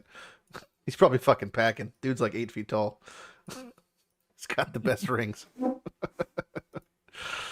Hey, yeah. Should we probably talk about Path 2 just a little bit? I know it's kind of icky. A little stinky. For me, it's really hard to talk about Path 2 right now. It looks great. It feels nice to look in those things, but it's just so far away. It's like so little context of what this game gonna be. So that I think that's why people like complain about it, because it's just very non-tangible, right? Like we don't know It's what's it's happening. like seeing a trailer for like, I don't know, the next Elder Scroll or something. Like, yeah, cool. I'm looking forward to this, but I don't really care right now, you know? Yeah, Grand Theft Auto Yeah. 6. Yeah, exactly. I had One day it will be I had there. 3 thoughts. 3 thoughts about it. My first thought was they added it to the Steam shop now. Yep. You could view Path of Exile too. And there's a section that says release and it says coming soon. That made me laugh because it's just it's been, years and years behind. So I'm glad it just says coming soon. That made me chuckle. The second thing is I think the biggest disservice to Path of Exile 2 is how they're presenting it. I think is very unfortunate because they put it in the beginning of the reveal. And my thought process is they just had the PC Gamer interview. They thought people might come over from that. They put it there, but it was like so long, and it felt kind of like all over the place when they were going over stuff. Like Jonathan kind of was just like rambling and dropping a lot of words, like a lot of keywords that kind of had me just glazing over. He's talking about the crossbow, and he's mentioning like he had this weird thing where he said the difference between a crossbow and a bow is you draw one back, and I was like, what does that even mean? You draw back a crossbow also where you put the bolt in play? It doesn't make any sense. And they started talking about the shotgun mechanics and the sniper mechanics, and they put a noob tube on the bottom of it, and I was like, what? I don't even understand how this is like even I gotta be still, honest, I didn't even path 2. like I tuned out when the Q&A about PoE 2 started. I didn't listen to that at all. Me Same. neither, actually. I had a call at 3:30, and then when I jumped back on to watch it after, I just skipped that part and went straight to Affliction. Yeah, during it's a good part that Pineapple brought up in chat during the discussion about the nitty gritty of it. When they were talking about things, they kept saying maybe, I don't know, probably, we hope to, and it was like no definitive anything, which is kind of like a little bit what Leg was saying about like, well, if nothing's in stone, they're changing things so frequently. I don't know like how to feel really solid about a lot of this stuff. So it's like, I was just like, yeah, this is all cool, and there's parts of this I like, but like, Yeah, there's no who knows what this is gonna fucking look like in a year there's from no now. point talking about Like- details when they're not even set in stone yet. It just shows the hype No. stuff. Like it's cool that there's like a whole new playstyle with this like gun playstyle WSD. I mean that's cool. I'm looking forward to trying that out. But that's it. Move on. It looks cool to me. It just doesn't look like Path to me. Like that looks like another cool game I might try, but that just doesn't look to me like Path of Exile. It looks like every time they showcase something to me, it looks less and less like the Path I know, which I understand is kind of the point of them making the second game. Yeah. But it just isn't immediately attractive to me because they're like, well, this is looking every day this drifts farther and farther from what I enjoy and is entering more and more just another ARPG that I've seen before. Like if you showcase this and you told me this was a new mobile JRPG they just put out, I would have been like, yeah, this seems like I could see this as hitting the Japan market next week. Like I Yeah. would have bought that. Like it just doesn't look to me like Path at all. Especially when you had like the WASD mute, because it has that. The problem with this is going on a real rant, but when you have WASD moving in an ARPG or any game is your character looks extra floaty, and it feels that like you kind of lose all sense of traditional physics because legs don't move that way and your body doesn't move that way, so it looks really like detached moonwalking, from what right? we're used to seeing. Exactly, you're just floating around, and it looks really fucking strange. It looks like a twin stick shooter, and Path is not a twin stick shooter. It's supposed to be a dark fantasy ARPG, so that looks like really Yeah, I mean, departed from to what be I'm used fair, to. That's just this one class, right? You just don't play that class if you don't like it. I think it's still cool that it exists. I'm down to try it out. And there's a Yeah. chance I don't like it, I'll never play it again. But I mean, it's cool that Yeah. it's there. Sure. I mean, it's not one class. It's, Sure. It's just the way of controlling your character. Like you can play it. You can on do it every on single The class. toggleable setting. You can do it yeah. on all classes, but I'm pretty sure it will not make sense on any class but the one where you have to aim like that. Yeah, I guess so. Maybe you're right. And then again, you don't Yeah, have well, to we'll do it see if more. you don't like it. We'll see more next week. We'll see more But next I week. agree, it was very Um, unfortunate putting that first. Like, they probably should have done a separate announcement or something. Maybe they learned from it for It next just time. should have been 3 minutes. It shouldn't have been 15 minutes. It Yeah. was just so long. They could have just It was showcased so it for like long. 2 minutes and then talk about it in depth later or something. And I get the same frustration when I think it was Jonathan was mentioning they spent a large amount of time figuring out and executing it so when you were to shoot close to yourself, your character looks down, which is great that they've got that and they've figured it out. But it's just frustrating to me when like I hear them.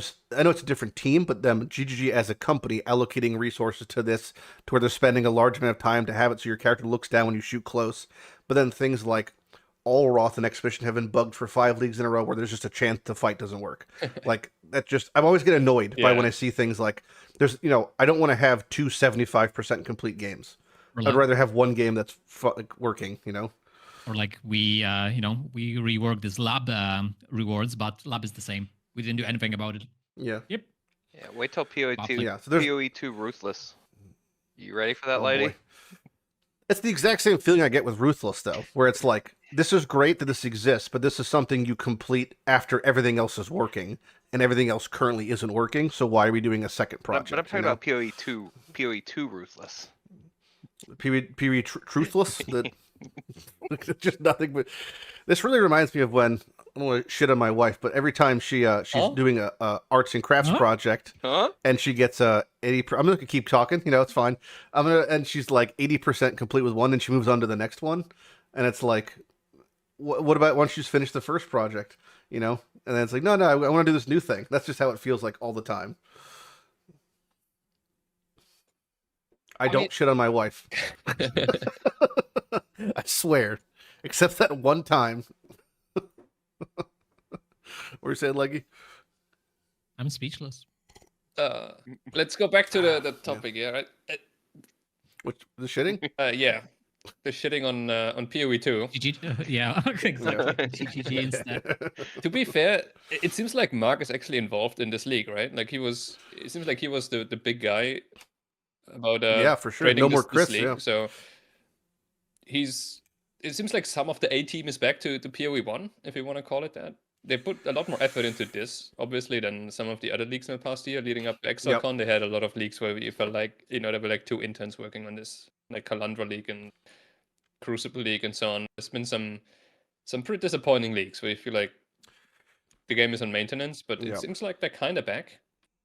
Maybe it's funny just 'cause for you one mentioned- league, I don't know, but Well, you mentioned that, and then I'm looking at some people in chat are saying the same thing I thought, which was like, you think, oh, this is nice that they're inviting him back and he's working more on it. I think this is Chris stepping back and Neon taking over for Path 1, and I think Chris is going to go and enjoy his life as a magic card purchasing mogul and no longer be really that involved. could be, yeah. He's like, I'm kind of done. He's like, I'm just like, it's every time I do a reveal, I get cooked. They say I look like a thumb. I get yelled at. I just want to move. I just want Mark to take over. I think this is more just like Chris's want to do other I things. mean, my interpretation of this was, ExileCon is over. We can now kind of shift some effort back to PoE 1, because I feel like for the year leading up to to ExileCon, they just did like 99% PoE 2 and PoE 1 was on maintenance. But I think they kind of shifted some effort back now. I mean, that's the way I see it. I hope. Maybe it was the one-time thing to get like a nice holiday league out there, but hopefully it's going to stay that way and PoE 1 is going to get meaningful updates like this. For sure. For sure. Let me look at what do we put in our itinerary? We put Path 2, Affliction. We talk about Affliction mechanics at all? Kind of, yeah. We haven't really talked about the ascendancies all that much, I think. Okay, can pull them back up. I'll allow it. We kind of skipped suddenly out of it, Yeah. Well, we bounce around, Squirrel.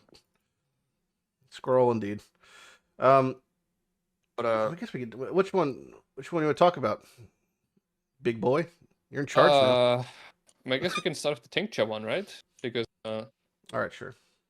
to be fair, we can't really talk too much about it because we've only seen like 5 tincture base types. I'm sure there's going to be way more than that, right? But the ones we've seen so far, some of them are pretty fucking build enabling, right? There's like all damage can poison, all damage can ignite. Like, that's pretty fucking huge, right? Yeah, those are amazing, man. Like, I think that tinctures are pretty much like the talismans of this league. And why did I say talismans? Talisman? I won't say tattoos. The same team. Oh Okay. my God, he's fired. So we were talking about Chris, and I just zoomed in into his mindset. Default to talisman. So Yeah. exactly. Like the way I understand this, there's different base types, right? Implicits, and then they can roll 2 mods on them. And getting the correct base type, the correct implicit, is probably going to be pretty easy, I suppose, right? Because it shouldn't be too hard to get the right base type for your build. But then actually getting 2 good mods is going to be probably just as hard as finding your perfect charm. So can't really. Like, this essentially is probably going to be pretty bad on league start, is what I'm trying to say, right? Because you're going to have a pretty baseline tincture. It's just going to say Culling Strike, and that's it. For a long time until you find a good one that has Onslaught on Kill or something like that. Did you notice the Detect Evil one? Where it's rare and unique enemies within 120 meters have minimap icons? Yeah. That's a buff to Sanctum. That's a buff to Sanctum. Yeah. True, actually. My first thought when I saw it was Sanctum no hit run, easy peasy. No. Yeah. It's it does seem interesting. It just seems like that's a setting that probably after this league should just be something we have on, maybe, or like toggleable. Like we have the ones for breach bosses and things like that. I kind of just wish this was active for like more mechanics. So it'd be cool to have like that be an option later on. And it's this and the Warcry's opening chests and the extra inventory that are kind of like, they're not really making your character strong, right? They're just quality of life in a way. Yeah. Which is kind of odd, but interesting. It does always feel odd in a game to have to invest in baseline quality of And life. choose, That right? isn't You can't have both at the same time. Yes, yeah. It's like what if the Ascendancy said all doors are open upon contact? Yeah. Like I'd be so annoyed. Like I'd be like, this exists other places in the game. Like that's kind of the point. Is like the detect evil thing exists for other parts of the game. It exists for breach lords. It exists for like I think beasts and something else. Like if this is something we all accept being a good, like when they made the breach lord change, no one complained about that. It's like, oh, I can see where the breach lord is. That makes me feel good. I know where I'm looking. And then it's like, well, shouldn't this already just be a thing in the game now? If that's the case, maybe not for rares, but for like unique enemies, for bosses, etc. You know, so kind of the same thing for the doors, or maybe the chests opening within proximity is definitely too strong, but that could be something that's like on the accessible to all classes, because previously it was just accessible to spellcasters through the mastery. Now it's spellcasters and warcriers. So it's kind of like, who's the next that gets it? Yeah, it's weird. Like, some builds can have the quality of life and some others can't. It's a bit weird. I mean, I'm glad they're trying stuff like that out, though. It's cool. For sure. Path to Copium. See you then. New patch. Going back to the tincture. So the coated blade is the thing that says can apply tinctures to your weapons. Is there a tincture limit? We know. I mean, 5. Right? Yeah. You have to use it. Right. So that's the hard limit is the flasks. Okay. Now you have the other thing is enduring. Hold on. Right? You can only have one tincture up at the same will time. Not. So you can activate. So you can have 2 of them in your flask setup, but you have to activate one of them only. So I think there definitely is a case though where you'd want one tincture with huge increased effect per empty flask slot. What do you mean? Sorry. You think that'll be enduring? The one thing says, tinctures applied. You have increased effect per empty flask slot. Can you see a scenario where you have one tincture? Oh, and like no and then flask 4 at empty all. flask slots. I mean, we don't really know the tinctures yet. We've only seen very few bases. They don't really seem to scale very well. Like some of them, the one we've seen had Culling Strike implicit, doesn't scale. All damage can poison, doesn't scale. All damage can ignite, doesn't scale. I mean, if there's one that gives you like something that can actually scale, and then you get 2 really good scalable mods on it too, like a prefix and suffix that scale well, maybe. Yeah. There's a headhunter tincture. There's a headhunter tincture, right? That has the Culling Strike. And if all aspects of that are scalable, it would have like a 30% chance that lasts 3 minutes. Oh, there's no way for headhunter mods. I'm pretty sure only the chance would scale, right? No way. Why would it? No, time scales for it. Regular time scales for headhunter. Why wouldn't it scale for the tincture? Like increases, reduces to duration for your temp chains. No, it scales only with like your character effects. So I think it's just chance will scale. But I can see. You lack faith. I can see builds like if there is something that can be scaled, as you're saying, playing like 2 flasks and 1 tincture, right? So you get you benefit from the 30% and like the flask charges, and then you get 150 on top of that. So let's say play, I don't know, Progenesis plus X, and you get. But it's for those that have a 2 flask mage blood from a diff card. They can use true. 2 flasks and then a tincture. God, that's actually so OP. Like then they can even put the tincture in the middle, right? So that the other node, what's it called, Nature's Concoction, can buff the 2 mage blood flasks. Do you think there's going to be a scenario where shittier mage bloods are now more expensive because, corrupted 2 flask mage blood is now the best mage blood? It's not better still, but I mean it's less bad now because at least you can do some enduring suffusion stuff with it. Well, like a slight buff to those bad mage bloods. Yeah, like the tainted catalyst too. You could just or never mind the that div card, that the double corrupted mage blood, that comes with catalyst already on it, but then you could also catalyze it if you did get like a 2 stat. So yeah, definitely more versatility for, like you said, the bad ones. Oh yeah, true. You can catalyze the insane cut mage blood, right? Yeah, true. Yeah. W in a world. But my whole problem with this whole ascendancy is that it's hard to actually find 4 nodes that work for a build, because we just said enduring suffusion, right? This empty flask slot thing is incredibly niche. I don't think you would usually use this. And then I kind of have trouble finding viable things to pick other than Nature's Concoction and Coated Blade. Because everything else is kind of mediocre in there. And there's also a huge anti-synergy with this Detect Evil thing, because it says your damage can't be suppressed, right? That's one of the big things about Detect Evil. But tinctures only work with weapons, so you can't actually cast spells, like that whole ascendancy is made for attackers because of tinctures, and then you cannot be suppressed doesn't make any sense. Maybe it's for like cast on For cock. crit. Yeah, for But cock, the yes. spells Cock- also cock would rings, benefit yes. from Tincture. But I guess something like Culling Strike Tincture would still work on cock. So yeah, I guess there's some Work on what? yeah, exactly. We don't know what Bark Skin Yeah. is exactly yet. We just know it's a buff that gives you armor, and then if you get hit, you get evasion. So, but we don't know how much. So it could be good. I don't think we have. We don't have any numbers on it. It also reserves No, mana. We know that, so it has to be good, or it's going to be useless. You know, because I'm not going to reserve mana for something that isn't great. It has to be good. Huff, huff, huff. Yep.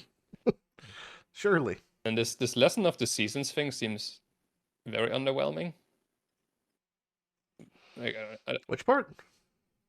it's the note after Barkskin.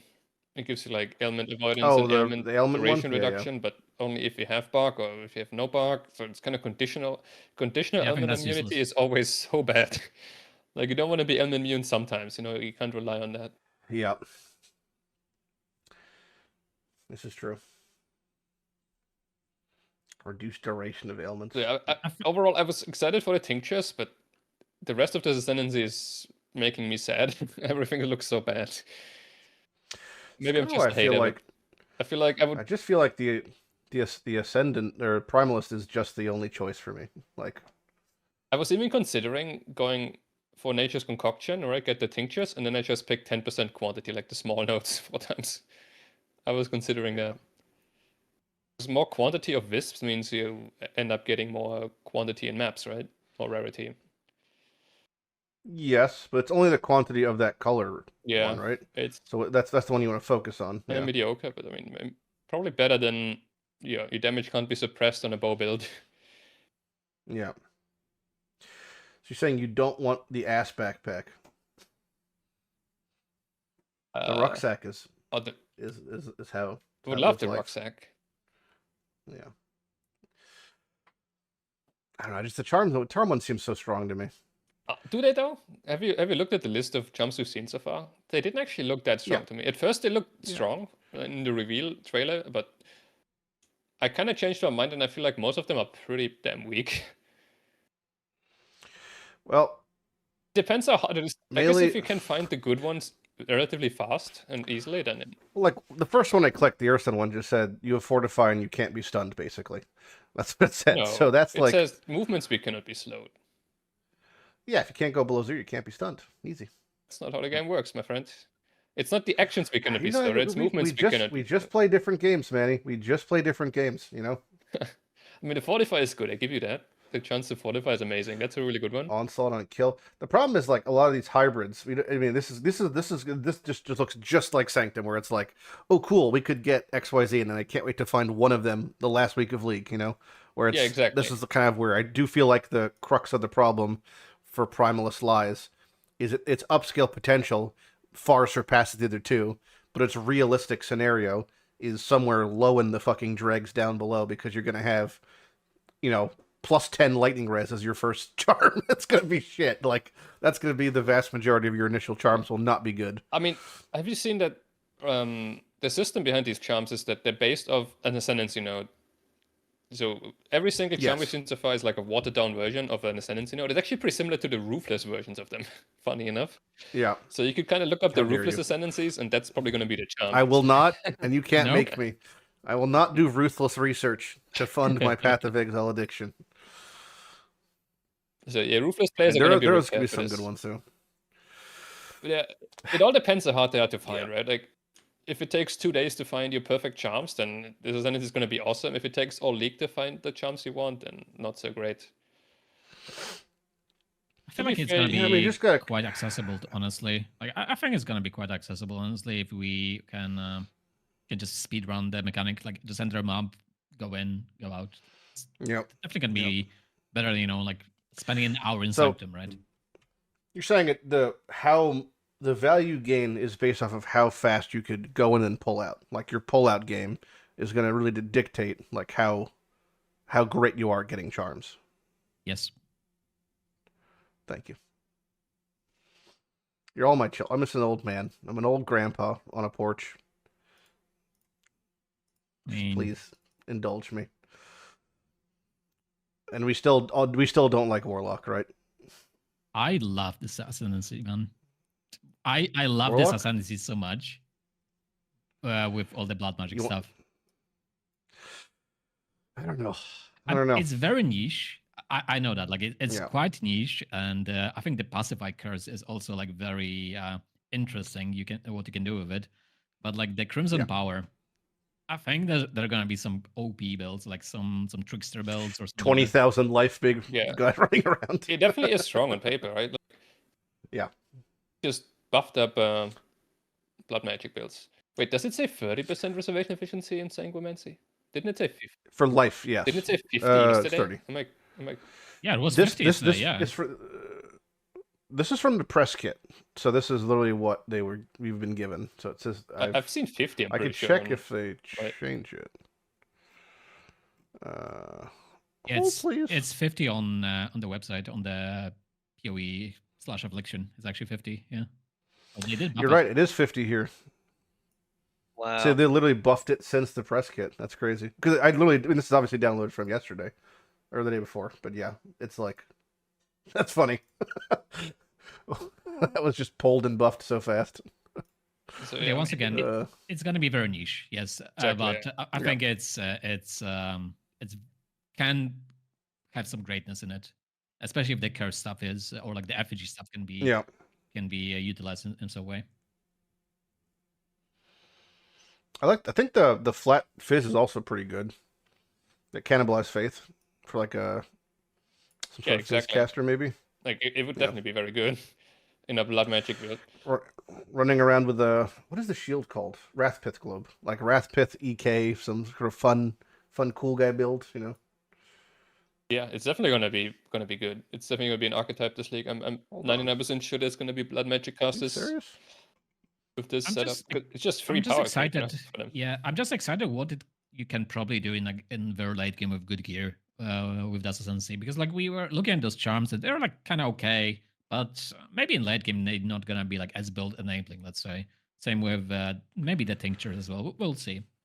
But Oh man, yeah. So that's buffed also. Cannibalized faith on the press kit is 25% of the, or 20% of the life cost. On the website now, it's 75% of the life cost. Damn, that's a huge buff. I'm getting memed on. We have to look at all this shit again now because it's like You gonna start the podcast over? might have to.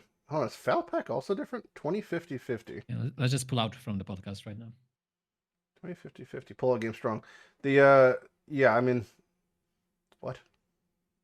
Oh, that's okay. I understand. The now. press kit is kind of old, I That's guess. funny though. I'm kind of old. It was the day of the release. What do you mean? But they Not must weeks have ago. made it like a while ago, right?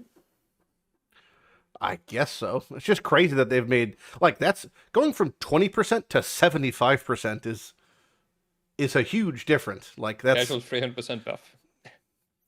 yeah, I mean, that's kind of nutty.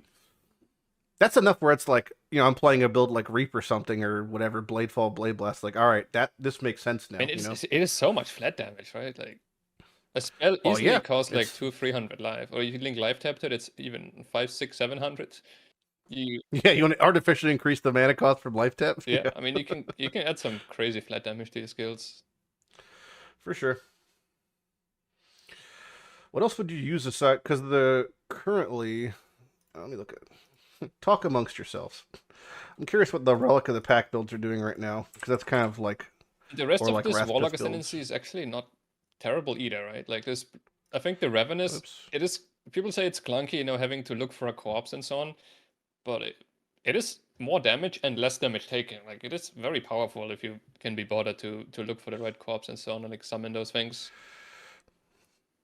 And then we got this Yeah, like this curse branch exactly. on the right that like if you're not doing the blood magic stuff, you could go for that route. And there's this mark where you actually spawn minions, phantasms all the time. So like builds that rely on Yeah. killing small things can actually be viable on boss fights with this.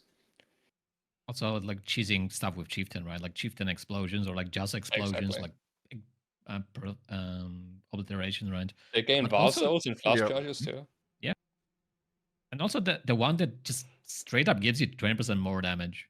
Like from the mark.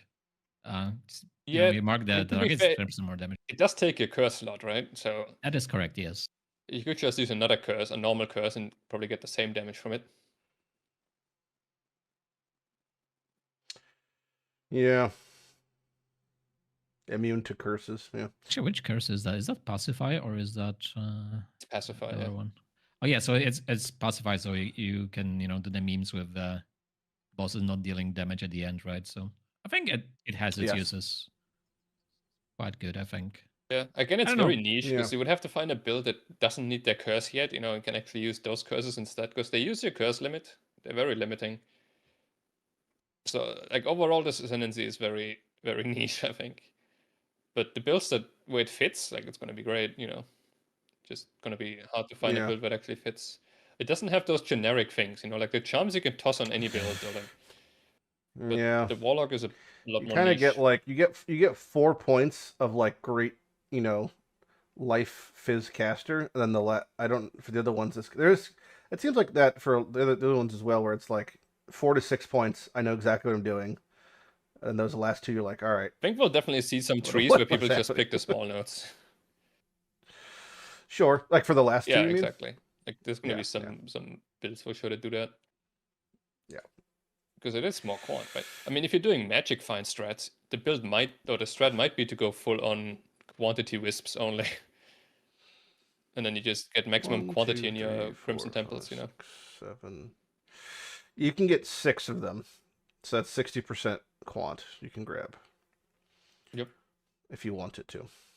You make the quantity related wisp 60% more likely, basically, right? Or 60% more of them. Mm-hmm. Yep. I mean, if you're doing some winged divination scarab magic finding, you take any quant you can get, right? Sure. Looking at the other, I don't think anything else was changed on the other things except for the Warlock was just buffed in like 3 different places. Looks like it. I guess they knew.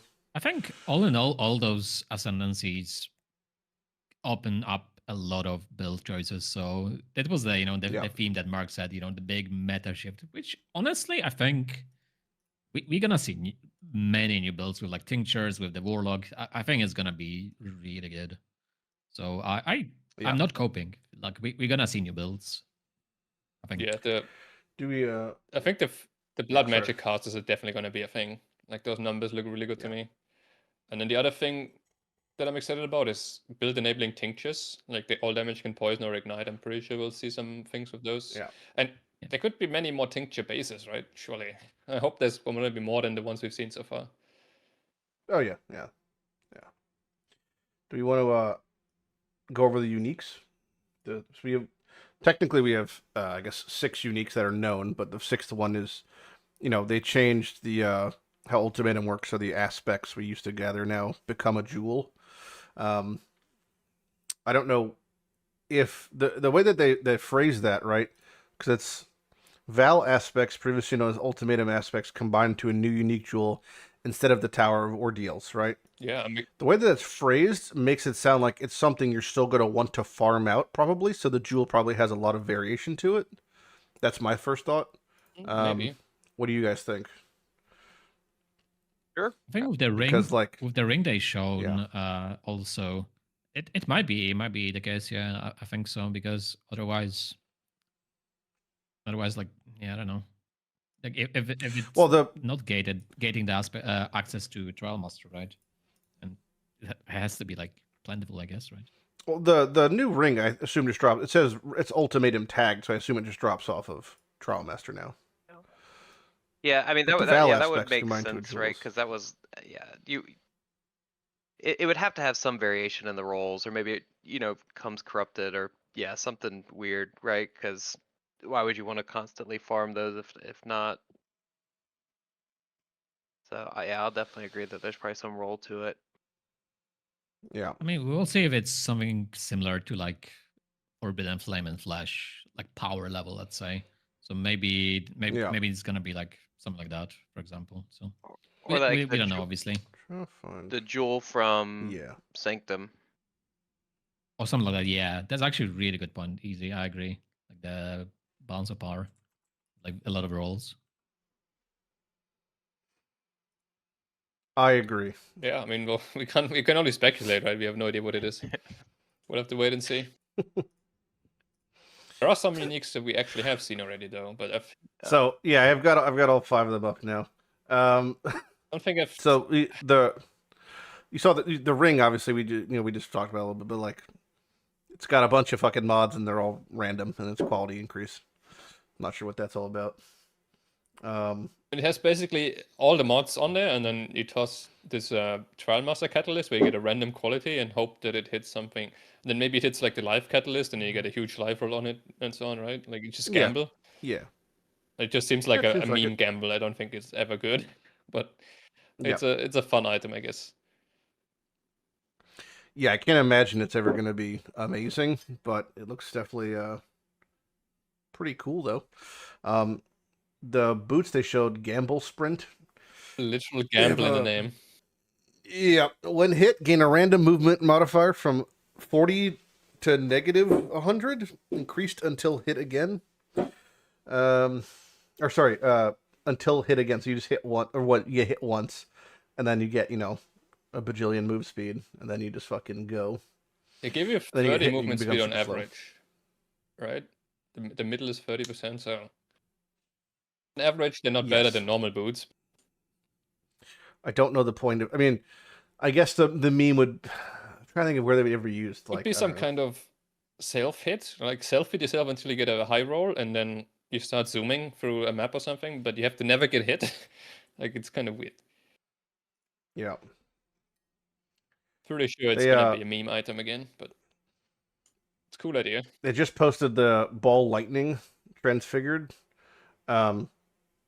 It makes it stationary, and then it has little coils that come out.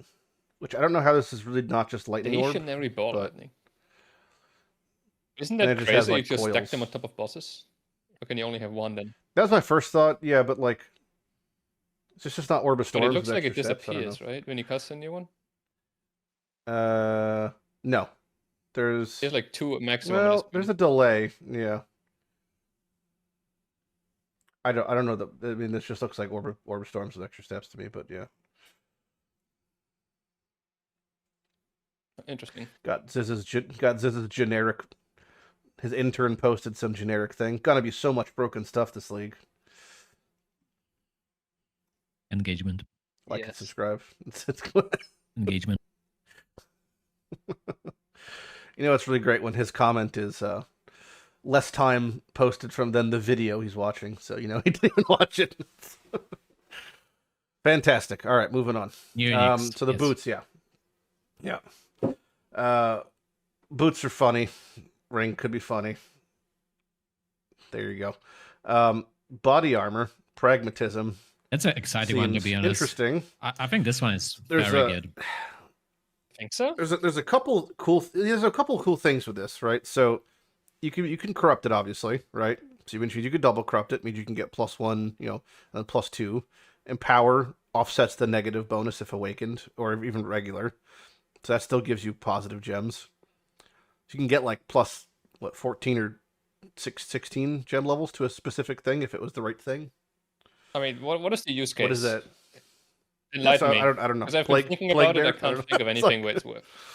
I think the things I've seen people think about is like Hurl Thunder, Yeah, a they obviously Stone stuff, Golem as well, like some minion stuff, or like Auras +8 or something like that. But yeah, maybe it's worse than I I mean, expected none it of to be. I think for Plague for Herald of Fund, there's already the highest helmet, right? Where it's just better. It's The +8 helmet with 50 Yep. quality though. This is a New +10, quality, yeah. right? So it's not much better really than the helmet. And for Yeah, you could golems, use Ulnatals with it. you use So don't the forget, the Ulnatal still Magna works with it. Eclipses is like a +7 or 8, so it's very close, but you don't have to use a useless chest. So, Mm, Well, it's +7, but you also get minion life, which might offset the base value. So it might actually end up being more life. But you would than have the to use base minion life on this chest too, right? If you want to use a Stone Golem in there for like more of mischief. Minion life is too good to skip. Yeah. It's better than 2 Yeah. levels. So empower plus minion life puts you at plus. It's like the same thing then. It's Yeah. pretty much like the shield, yeah, Plus, but you, you don't plus, have you're, to use plus you're losing a chest slot. now. exactly. Yeah. Losing Yeah. the 6 link too. Yeah. Yeah, maybe I'm too excited. I'm just on the train of like not underestimating the unique chests we got, but Yeah, this I'm is sure there not could be the some last. cool thing. Yeah, I'm sure there could be a use case. I just haven't found it yet. I was hoping you The guys would have Unatal's it. Vow does work with it, right? Like Yes. you could use Unatal's Vow? Okay. So you could put your minion life in that. Because it's only socketed gems, not supported gems. So you could still Yeah. support it with Unatal's Vow and you won't get negative levels. Yep. I mean, it could be something. It's definitely, it would be better for Maw then, but like only by I think three levels. But it's also kind of like not for nothing.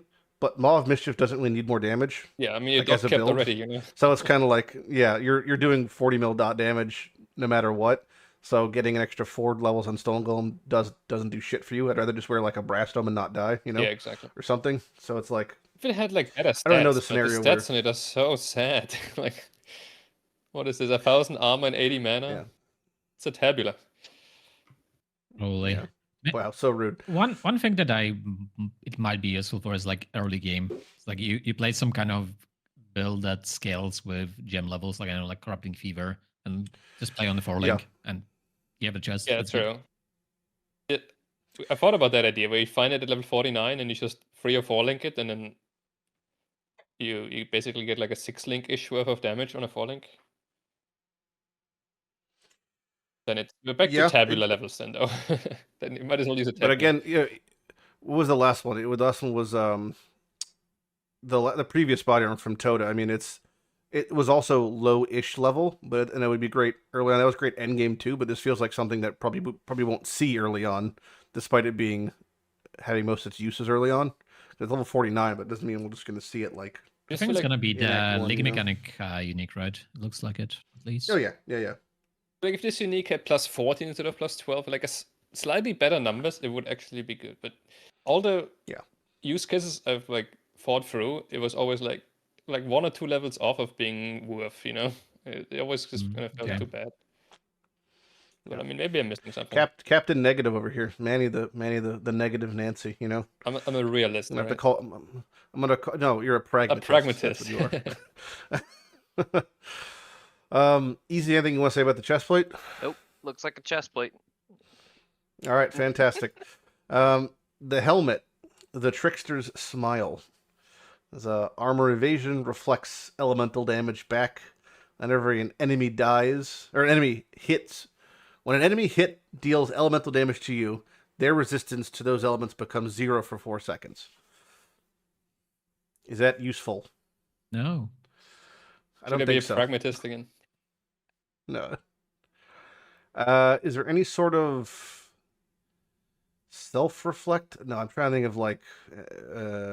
It's just garbage. Garbage No. leveling, Yeah, no. garbage. 1 alk. This is like triple reflect thing, so I guess you can make a reflect build. You could probably maybe scale it up. A reflect build that works up to Act 4 or something, and then it falls off. Very cool. Oh shit! Not the Act 1 through 4 meta. I mean, it's maybe good for farming normal lab for your transfigure gems. Yeah, unironically, I think that on day. So I don't know what build I'm playing yet. As we all know, it's in the God's hands when I get to play. But whenever I get my build, which will inevitably require transfigured gem, when I get to normal lab, I am not leaving until I have my gem. Oh no. Unless it's literally not possible. I'm sitting there until I have my gem. Because that is how the game has told me to get my gem. Chris said it. I heard Neon say the phrase, you could just do normal lab until you get your gem. So That's you're what's doing happening. a 24-hour normal lab stream on Friday. It's very possible. Are you trying to speedrun this league? I am. I gotta get back to RuneScape. It's the only way to do it. Alright, so the helm is shit. Fantastic. The amulet seemed interesting to me. I don't know if it's good, but it seemed interesting at the very least. So, Untouched Soul, Gold Ammy. You get things for having empty sockets on any equipped item of the specific colors. So, if you have an empty white socket, you get I imagine probably like 10 to 20 all res or things like that. There's life, there's accuracy, there's mana. Again, I don't think it's like tremendous, but it's at least something. Like if you had, you talk about leveling. I mean, it's kind of level 48, so it's kind of too high for leveling. So, but like, it references Magi in the flavor text, right? Which is the Warden Ascendancy. Yes. So it's obviously tied to that Yep. Ascendancy, and that Ascendancy has a note as well where you get bonuses from unequipped from empty sockets. Yeah. So you pretty much have to use it together, otherwise this is very bad. But Yeah. if you're using empty boots to get 30 movement speed, now you also get, like, what is it, up to 100 all res? Isn't it 18 all res per empty blue socket? Like, that's a lot of res. it 18 all res for empty white socket, Oh, white socket, okay. but it's probably going to be like 10 to 20 because I imagine it's a roll. You know. Yeah, I mean, you still get a lot of life or something on it. You can get like 80 life, 500 accuracy, kind of like, it's an okay amulet if you're using the Magi Ascendancy. I think it can be played. Seems to be. It's not gonna be used in like end game builds. I think it's just not strong enough. Maybe like the accuracy part, but you're losing the amulet slot, which is like so valuable in current game. But, You would like, have to use 2 empty items, right, for it to be worth. If it's just 4 Yeah. sockets, it's kind of trash. It's just a rare amulet. yeah, and mod. it's like so much pressure on the sockets. So no, I don't think it's Yeah. gonna be used, but like it's nice leveling item. I really wish that the accuracy was movement speed. That's what I really wish. If it was like 10% movement speed for each green socket, Oh, okay. Yeah. I think we would be in the business, you know. Yeah. And I don't think it'd still be like best. It definitely wouldn't be like, you know, It end all would be be a all, heist but run it'd as be Wet like- Dream because they only need like phase run. Exactly. And then they can have 20 empty sockets. That wouldn't Yeah. be that wouldn't be balanced. I always wonder. Now I talked to one time a couple years ago one of the guys who worked on Unique Design. I think it's the same guy that Iron talked to for his Unique. But like, I always wonder when they make these Uniques, do they make them with any sort of intention behind the item, or is it just slapping this cool thing together, you know, pooping it out and just seeing what people do with it? And I oftentimes think it's the second thing. Like I think someone's like, would be cool because we have Magi. Let's make an item that also does a bunch of stuff with empty sockets, and we'll just kind of see what people do. Like I think that's a lot of it. Because I wonder, like, I don't know what would they make this and think, oh, this is good for XYZ. You know, this just seems kind of like a thing that gets thrown together and just see what people do. Yeah, I think so. I think a lot of people playing PoE that's not very competitively or like know Say what it. they are Say doing. it. Say it. Say it. I'm not- Shitters. Say it. Okay, Say it. casual players. Let's end up there. He said it. So, they Okay, just well. just find item and like just slap it in and like, oh, this looks cool. Maybe I'll use it. So I think for that kind of use, that you think is fine. Or you're lazy and you just equip Tabula and get all the res, and it's fine. Yeah. Yeah. Yeah. No. I like its thematic, at the very least. I like thematic item, you know, especially coming off of Toda, where every single unique was tribally thematic and kind of thematic towards the tribes they represented. You know, I think that it's cool to have a unique, even if it's not super useful. At least it's cool in its design for what we're doing. That's all the nice things I could say about that. Easy sent me, I forgot them, the 2 replicas that we've been shown, the new ones, which is Covenant and Badge. Those are actually So- usable. How dare you? Well, Badge is good. Badge was great. Then it became a little bit less good, and then it became a lot better.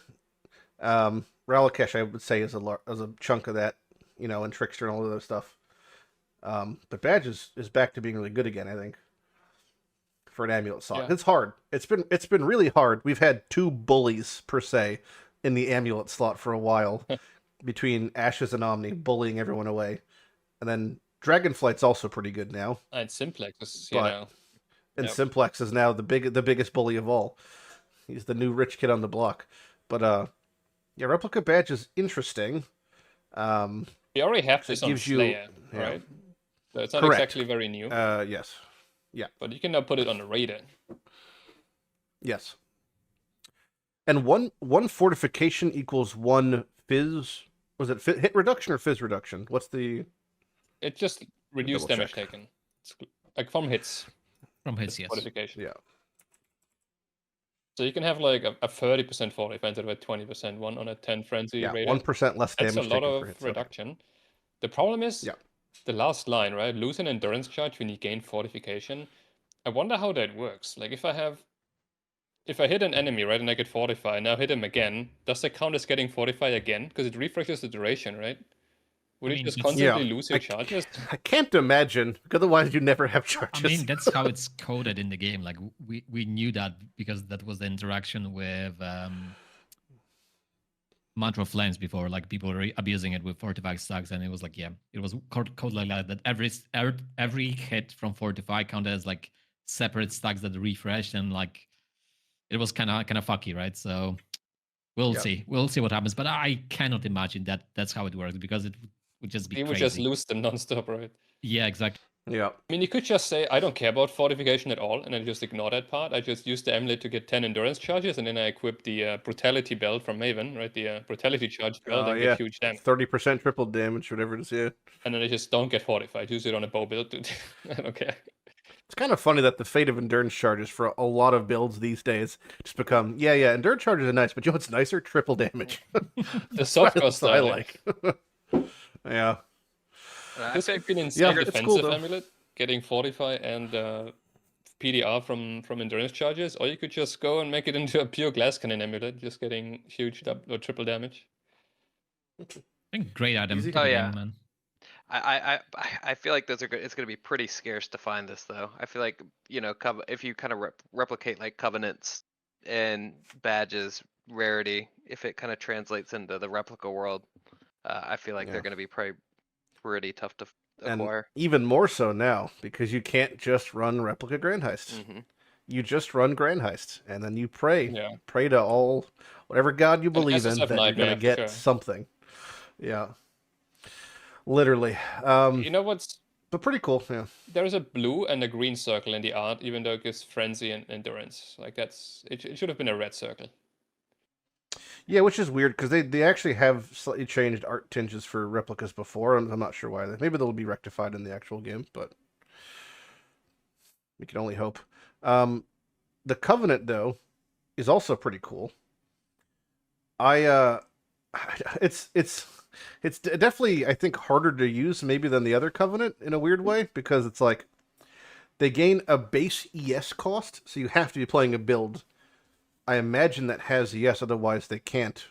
You can't use the skill, right? You need a lot of ES regen. So, yeah, or I guess ES on hit if you had like a Watcher's Eye Yeah. setup or something. But level 29 added cold that's a lot of added cold. That's a lot Have of you looked damage. at the numbers, by the way? Like I did 2 days ago, but I'll pull it up. it scales like It's exponentially. a lot of It's added cold. insane.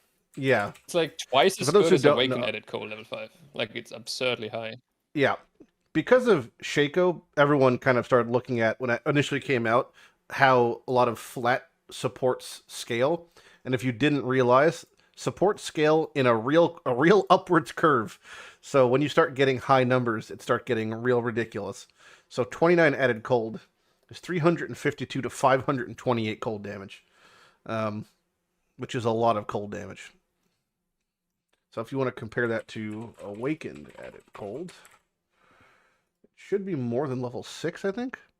Yeah, so level 6 Awakened added cold is 291 on the top end, and this is 528, so more than twice as good as, or yeah, about twice as good as Yeah, it's Awakened crazy. added cold.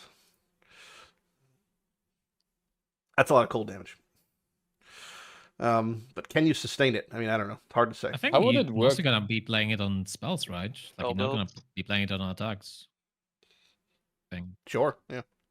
Yeah, for maybe not. bows, it's like there's already Heres, you know, which is like a similar thing that adds a ton of flat cold, but it doesn't have a downside you have to Yeah, it's circumvent. just easier to use, yeah. How would this work with Eldritch Battery? It's a great question. ES still exists for EB, because if you have Matza Waddles and stuff like that, you still gain the ES on hit that goes over EB, so it still should just do it. I don't think it's going to eat your mana, though. I mean, it's just going to sit I mean, over your when you mana. have EB, would it just triple your mana, your ES cost basically, right? Because you have the mana cost gets converted to because of EB, and then you have another 200% ES Yep. cost. So on EB, does it just seem like says triple something- mana cost basically.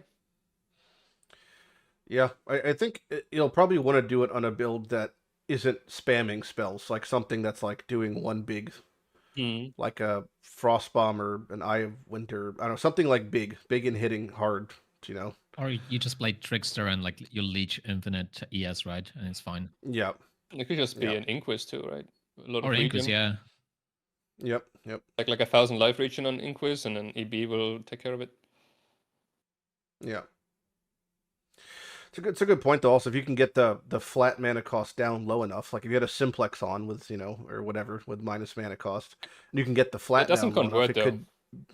You need something that says reduce What doesn't cost of convert? skills. If it says reduce mana cost of skills, it will only reduce the mana portion, but the base energy shield cost would still be the same, you know? Oh, you're right.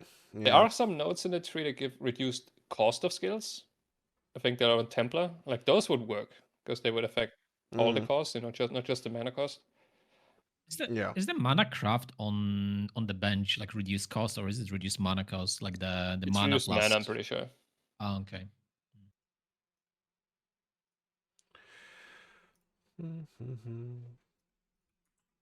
Okay, interesting.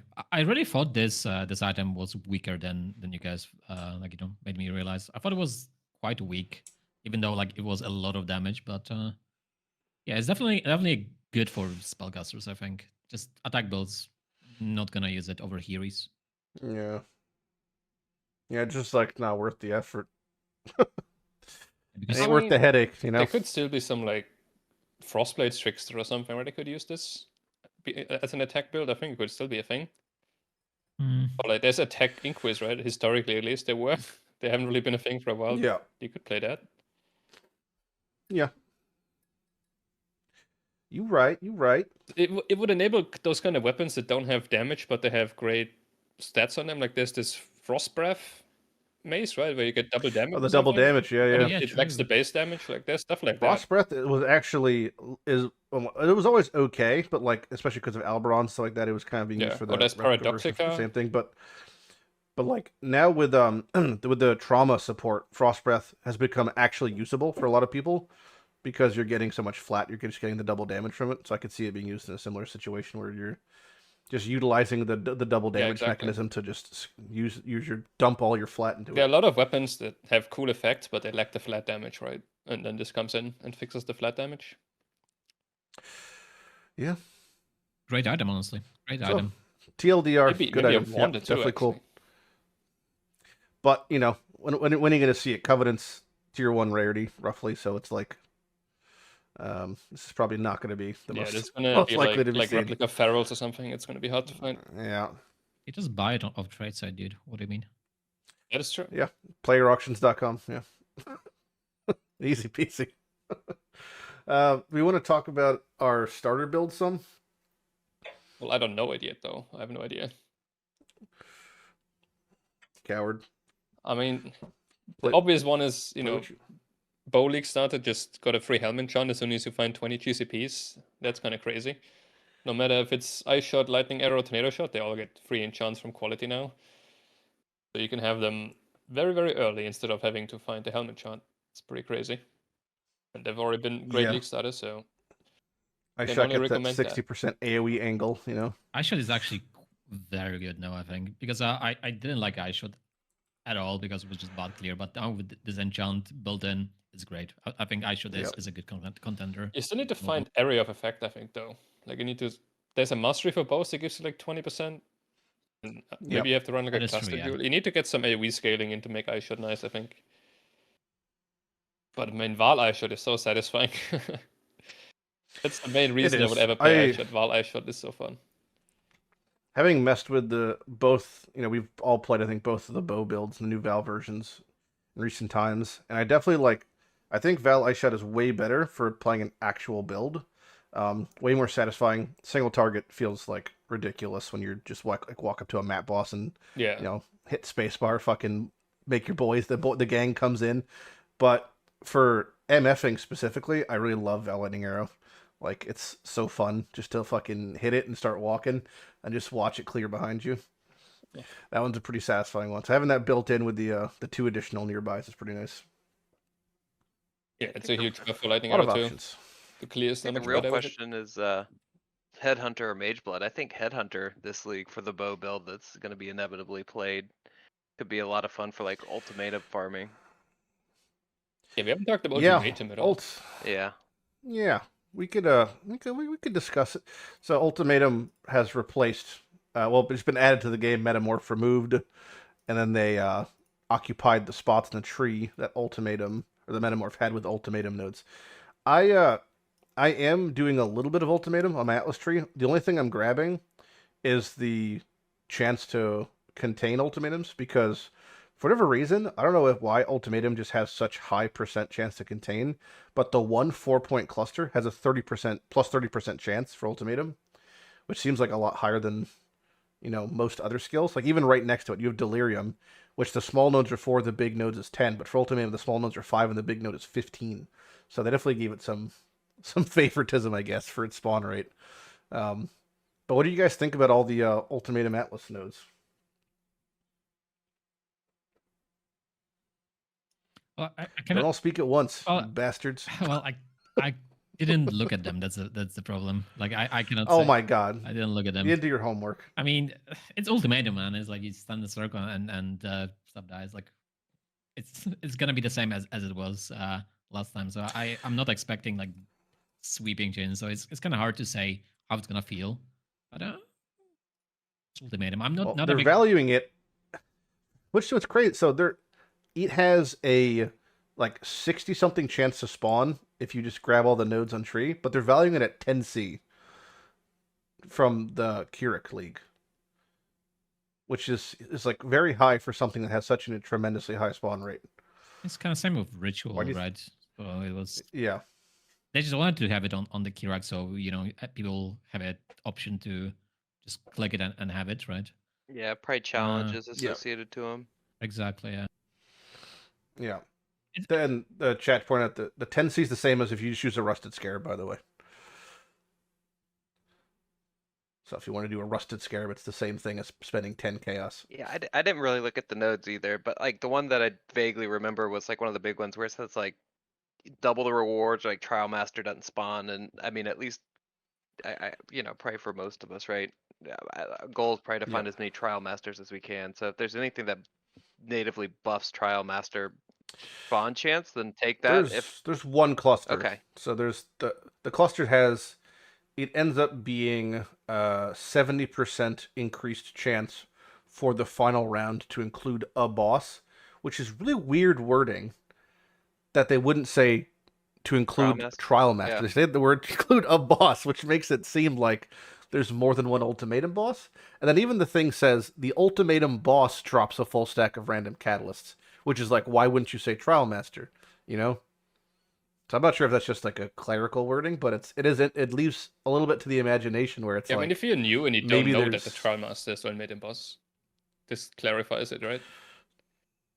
Yeah, the boss. I guess so. But like every other reference to the boss, I think in the game doesn't the ones that even have like I guess Cortex says Cortex, doesn't say Venarius, but then the other ones say the Shaper's Realm, so they don't say the specific boss names. They just say the areas. So I guess it's the same thing. There's one cool note about ultimatum that lowers the radius of the encounter for every wave. Yep. So Yep. by wave 10, it's actually very, very small. I think it has like Stand your ground. it Yeah. has like 40% of or something of its like area at round 10.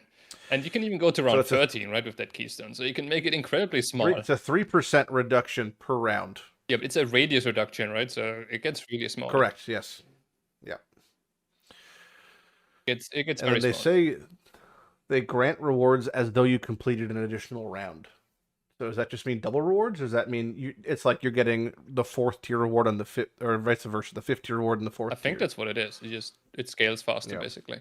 They're actually very rewarding things on these nodes. There's also a chance to duplicate the rewards, I think, and then there's a chance to get extra rewards. And the Gilded Scarab also says you get extra rewards sometimes. Like it seems like there's a lot of rewards, especially when you I do think even one of them.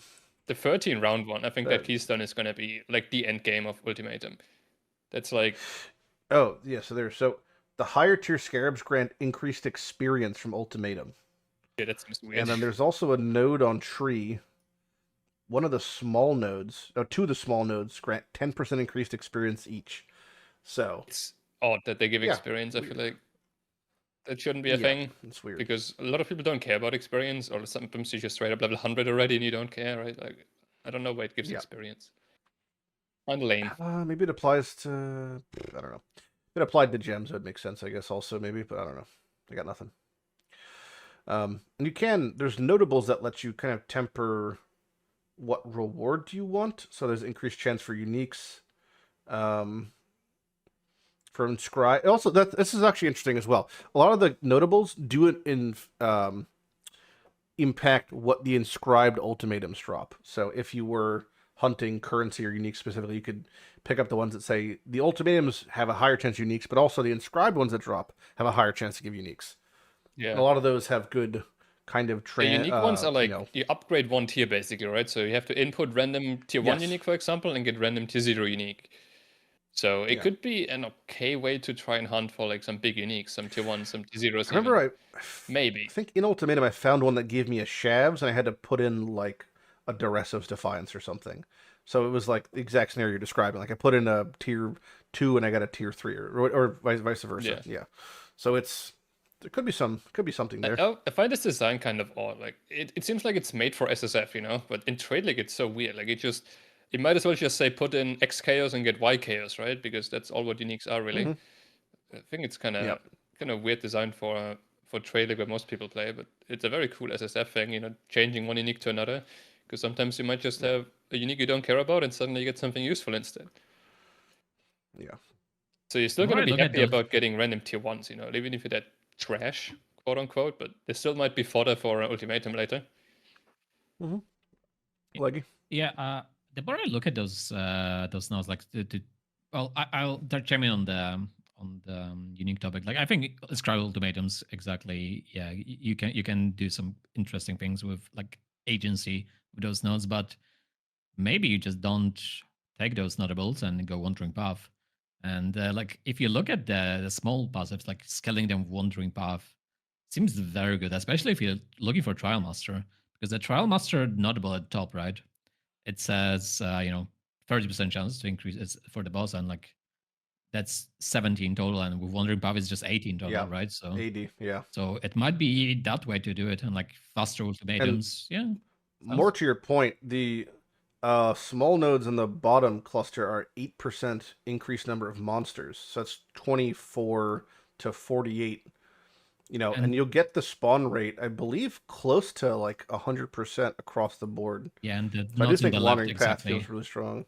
Yeah, because for Yep. example, in Ritual, like I know that the Ritual is very controversial mechanic, right? And Wandering Path does pretty much the same thing. Like you make them faster, so they feel better.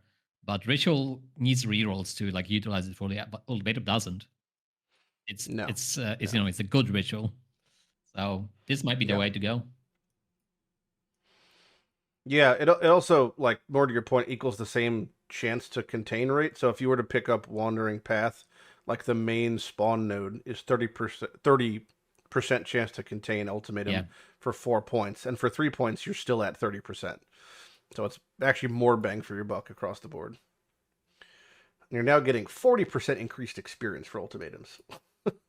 Definitely It's the real value. don't sleep on Wonder Path Ultimatum. I think it's gonna be Yeah, good. don't sleep ever. I mean, losing stand your ground and prove yourself worthy seems really rough though. Like you're losing the extra round, like wait, you know, you get rewards 1 round ahead, and you're also losing 25% chance to duplicate. Like you're losing a lot of rewards if you're going wandering. But I guess if you're just boss hunting, it might be a bit better, yeah.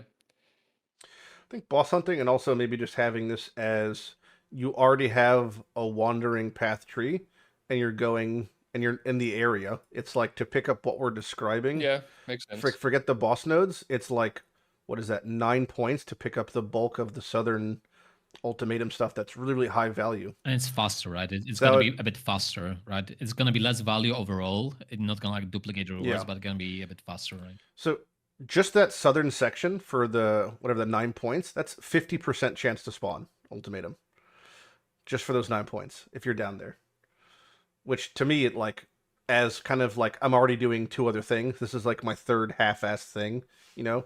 Yeah, seems like a really prime I candidate. think Like ultimatums the level of investment's pretty low. they're gonna take pretty long to do, though, right? It might be the longest mechanic in terms of how long it takes to do one encounter in the map. At least if you're going all the Yeah. way to 10 rounds. I guess maybe Yeah. it's going to be very hard to reach 10, and usually But that's end also of the not up to you, though, right? If my memory of Ultimatum serves correctly, it could just arbitrarily end early. Oh, it Like changed that. it didn't always They go to changed 10. it. No, it Oh, always they- goes to 10 now. But there's But when Oh, did just they? a Okay. chance for the trial master, right?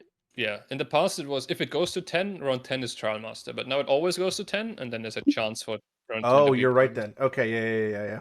Well, you could, there's Yep. also there would also probably be faster ones than slower ones. So I mean, if you're speed farming it, then you just do like the, maybe you skip the standing still and you only do like the kill all monsters if you're trying to be I think optimal 3 with of them time. are basically time based. Like they kill monsters fast. That one you can actually do basically instantly if you're strong.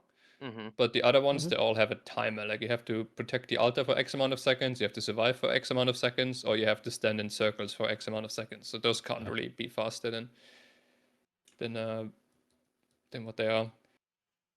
They have all 4 of the things also on the tree if for some reason you wanted to. You can try to like make them more likely, right? If you hate stone circles, you can pick the other 3. Yeah, maybe. I think most people are gonna pick slaughter them all and nothing else, because that's the best one, right? Yeah.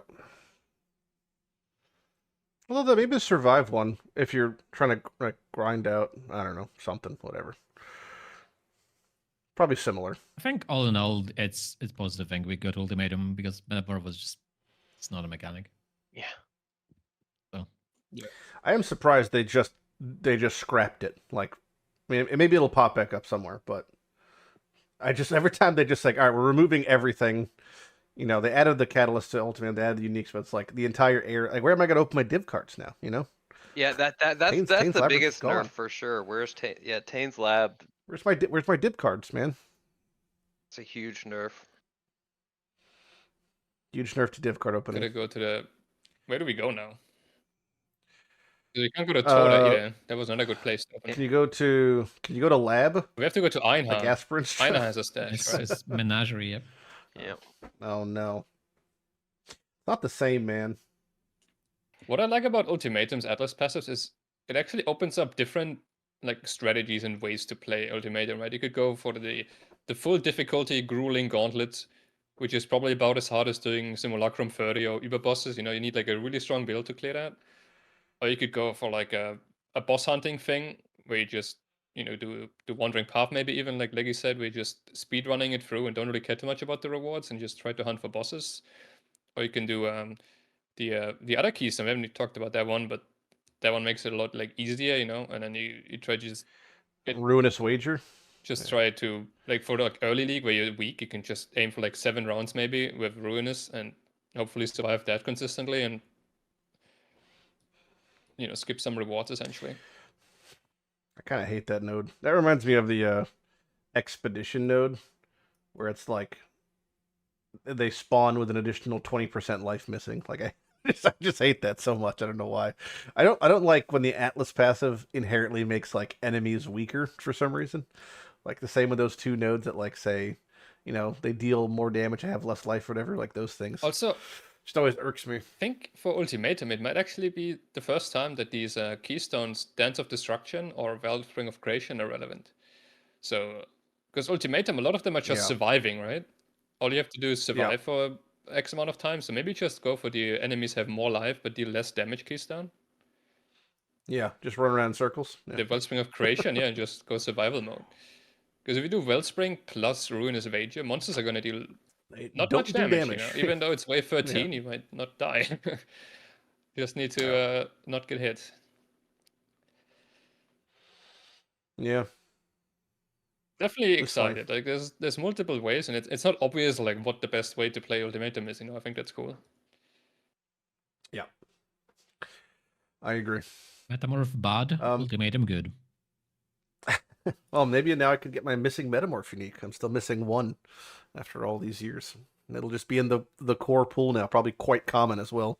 Missing the belt, Mother's Embrace. Oh yeah, that's not gonna be so rare actually. I've got like 8 of each other Metamorph unique, except for that. So, God bless.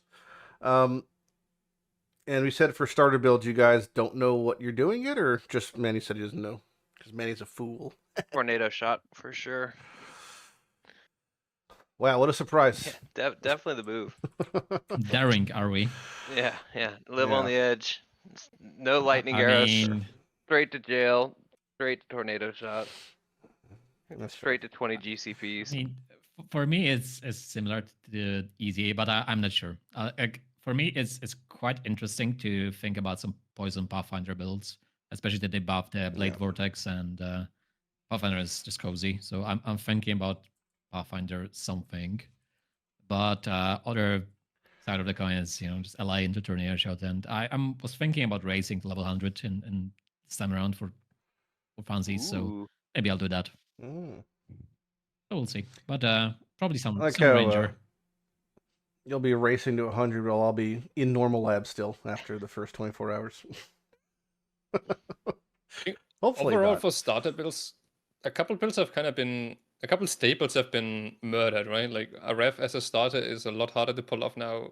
Cold Dot, Yes, yeah. I don't think we mentioned that, but Vortex Oh yeah, Vortex got now a hit huge hard. cast time instead of instance. Like Cold Dot kind of sucks now. Yeah.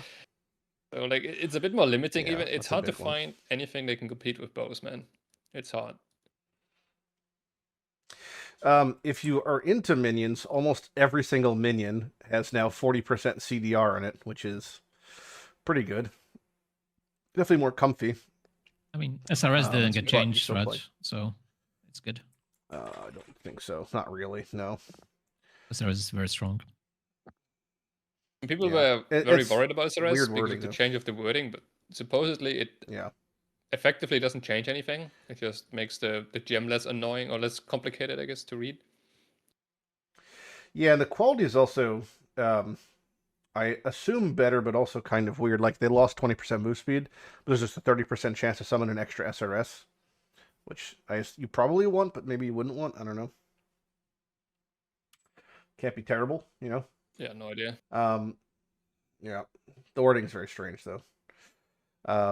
What else? Yeah.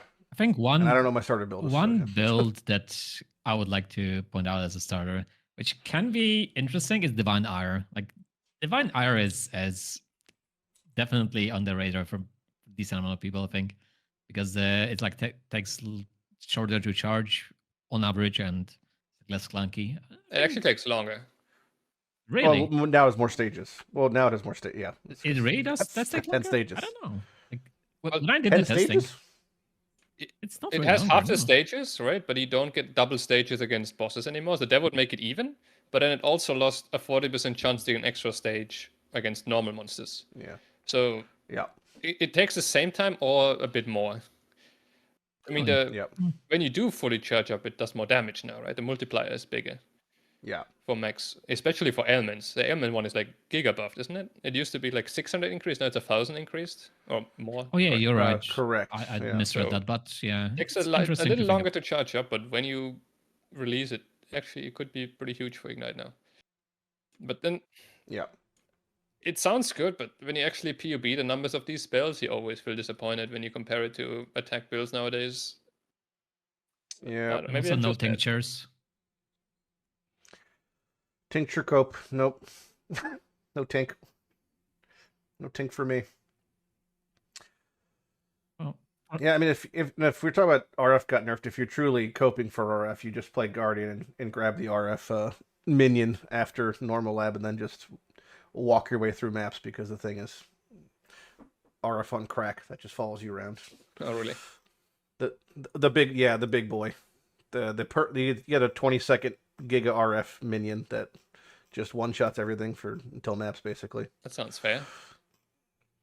Yeah, it falls off hard. It's kind of like how you have like the Infernal Legion, things are super strong early on, and then they just like don't scale past like a certain point. It's like that. So I see. you just walk around and then you live life and you get to maps and you're like, all right, now what am I gonna do? So it's got some cool stuff. Yeah. Do we want to? Another question I have. This is one of the last things before we do the Q&A. So if everyone wants to start thinking about questions to ask, we'll look at chat in a second. But has there been any other games you guys have been playing in the past month or so. Been Easy. playing this game called IRL. That's fair. No, not You've been winning. I'm trying to. No, just yeah, it's been like a lot of like family stuff and weddings and being social and that kind of stuff, which is Hold on, were you at my wedding? I should have been.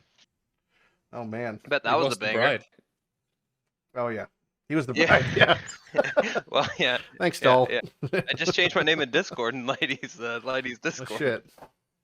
Easy light shots. That's it. Better than your other name, easy back That's shots. right. I mean, with the topics we're talking about Lighty and his wife relations, I don't know about that. Then Yeah, Yeah, that's true. I promise I won't shit on you. I promise. Well, then I'm out. But Okay, good, no fair. other games. Yeah, just a little bit of path in between here and there. Try to grind out some uniques and then play for 4 hours, 6 hours, and then hate it because it's all the ones I don't want to do, and then stop playing for like a week. Yeah. That's fair. That's fair. Been there. Leggy? played Diablo 2 for a bit. I played Sorceress and D2 for like a couple of days. That's about it, really. Hmm.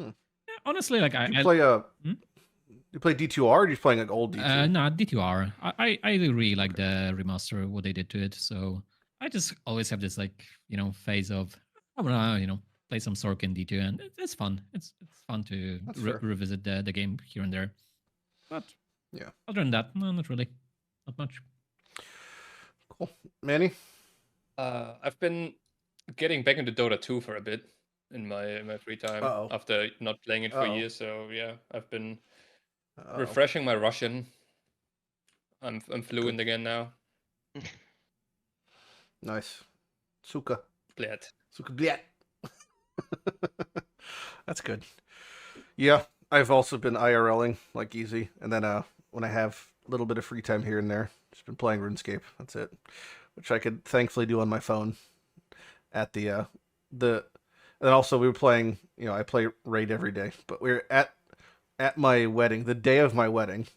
We have all like 8 of the bachelor boys. We're in the bachelor suite upstairs. I'm gonna get married in 4 hours.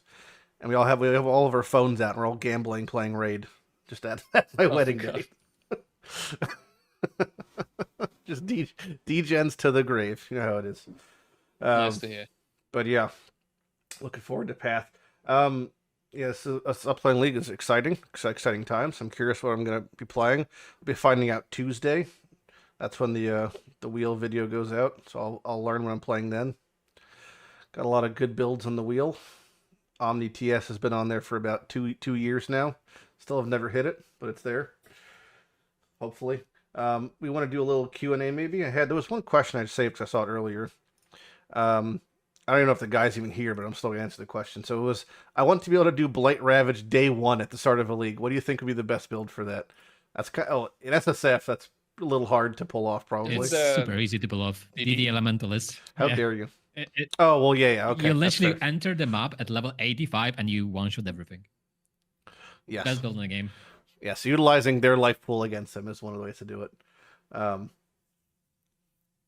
So there you go, DD Elementals. Well, even just you could almost get away with it with just like the ring anoints, and if you get like the proper stun towers and all those memes, you could probably get away with it.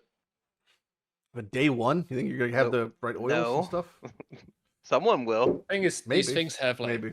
millions of life, right? So your fair normal build, it doesn't scale of enemy corpse life. How are you gonna get that to like multiple millions of DPS on day 1? It's gonna be rough. Yeah. Yeah, no. Because I mean, yeah, you can perma stun them, but you're gonna spend like an hour in that map killing those bosses that are perma stunned. Yeah. He didn't say how all it efficiently takes he is wanted one. to do this. True.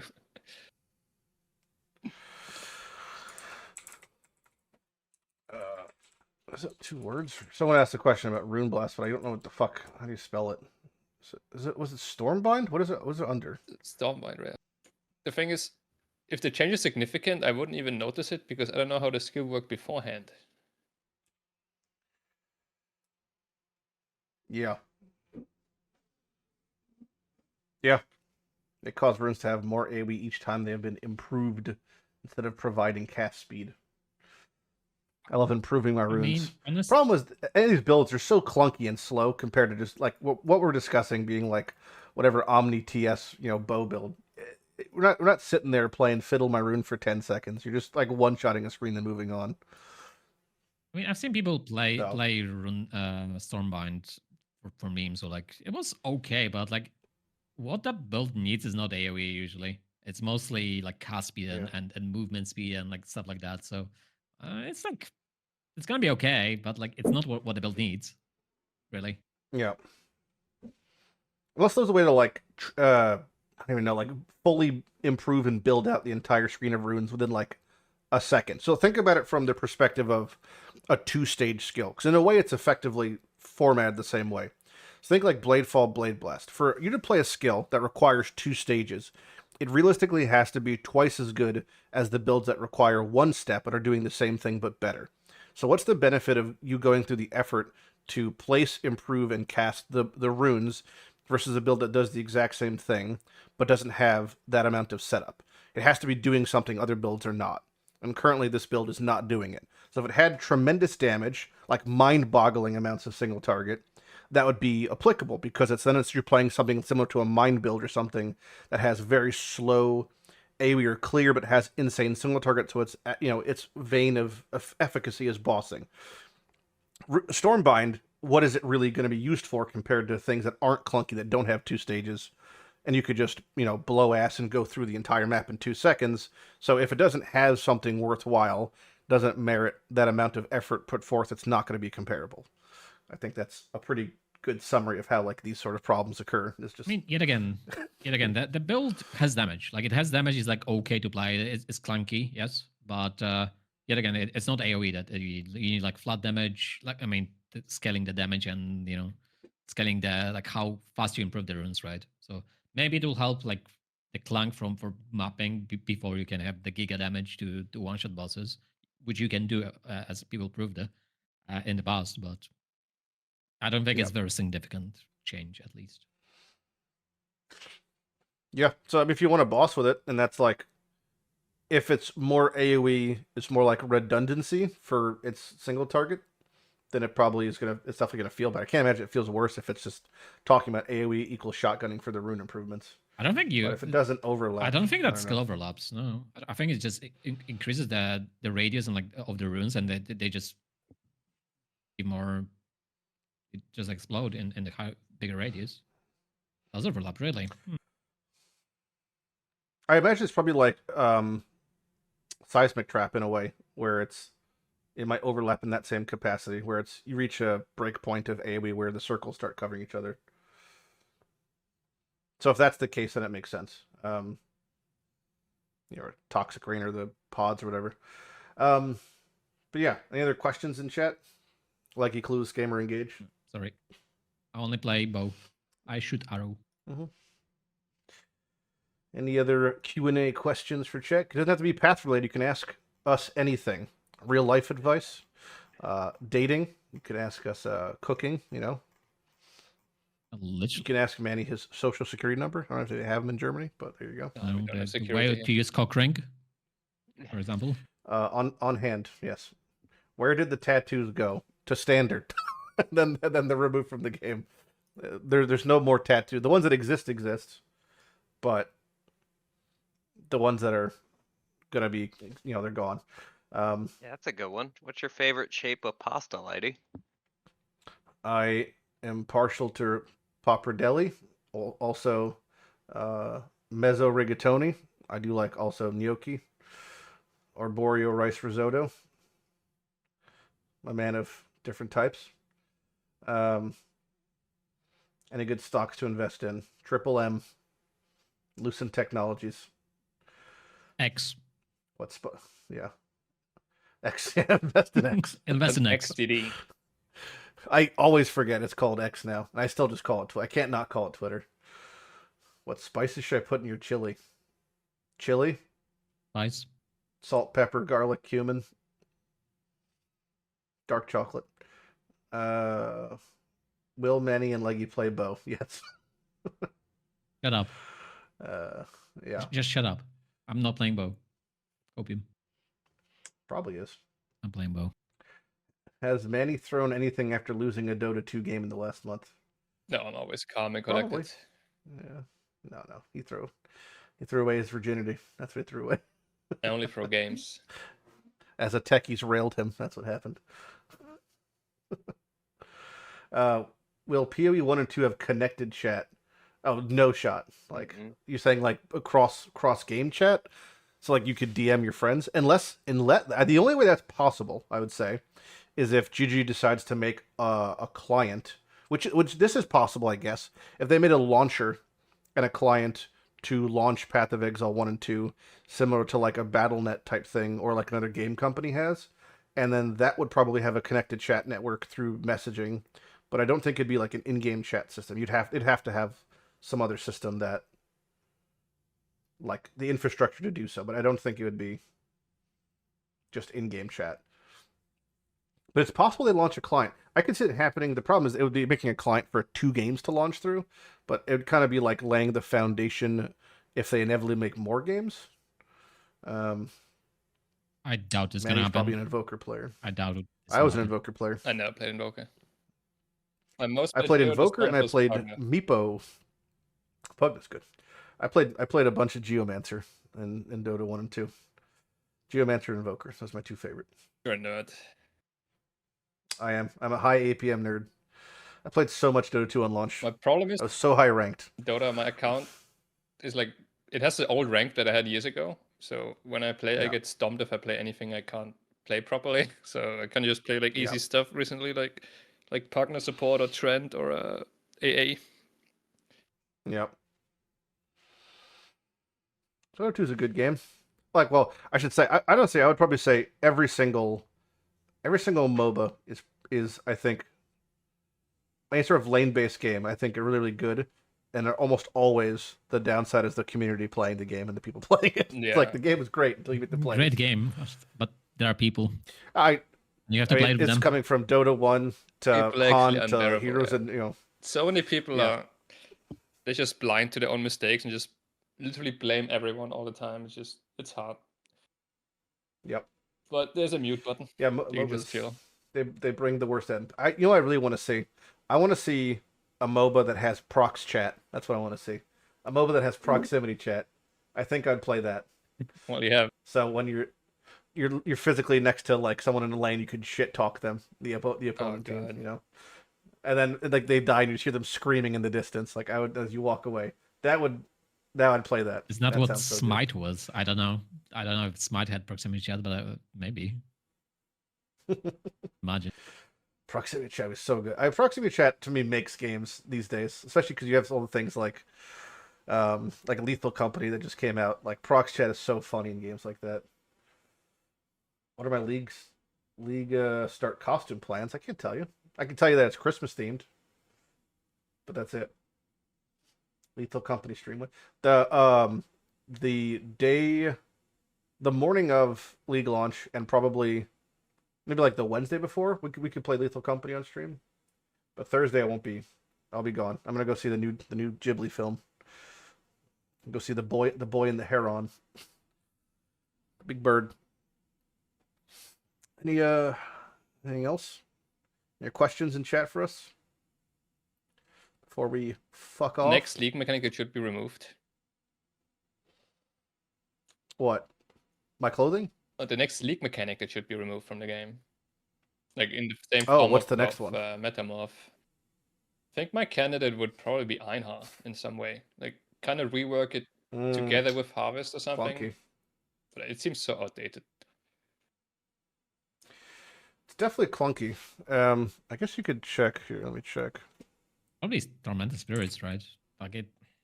But the thing is, like, it's such a Yeah, I non-invasive would- mechanic, right? Maybe I mean, that's. it's so why they were- basic, like They shrines. could and just do Stormbosses, Sentinel. Who cares, right? Yeah.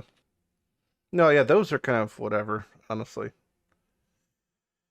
I'm looking through the list of mechanics as they've been introduced. I mean, Ritual is kind of new still, but I feel like I wouldn't miss it at all if it was gone. Ultimatum in game, yeah, they could remove Ritual or Blight. Like Ritual or Blight, I think. Like those are the 2 things they could just add. I feel like Blight would make the most sense because I think every single league Blight causes problems. Like without question, when they change maps around, there are like 20% of the blight maps have bug issues where things are spawning out of bounds, and like that just seems like from a workload perspective that causes the most issues constantly. I think there are a lot of like actual blight enjoyers though that use it as their main form of content, and it would be sad for them, to remove I from- think that applies to that's just inevitable. Like there was some But blight is real different than, metamorph boy out there. it's All different than 6 actual of 'em. PoE, right? Something like Ritual is more PoE than Blight to me. 'Cause, I don't know, Blight is just kind of like a mini game that feels different than normal gameplay, because you don't even have to actually kill monsters, right? You can just build towers. I think the concept of removing Ghosto and just reintroducing that same sort of power through Sentinel also makes sense, because it's very similar as far as like empowering a pack, empowering a single thing. Like Yeah. Apex is like a kind of a ghost, and But I like how they buffed Ghost last league, and then in this patch now, we haven't mentioned it, I think, but they nerfed Ghost busting nerfed it, yeah. significantly. Yeah. So Ghost can only touch 20 instead of 50 50 to monsters 20, now, yeah. which makes it mostly irrelevant again. We Yep. tried to make it good again, and then I guess it was too good, and now it got taken out the back again. taken out in the back. It's gone to live in a farm upstate.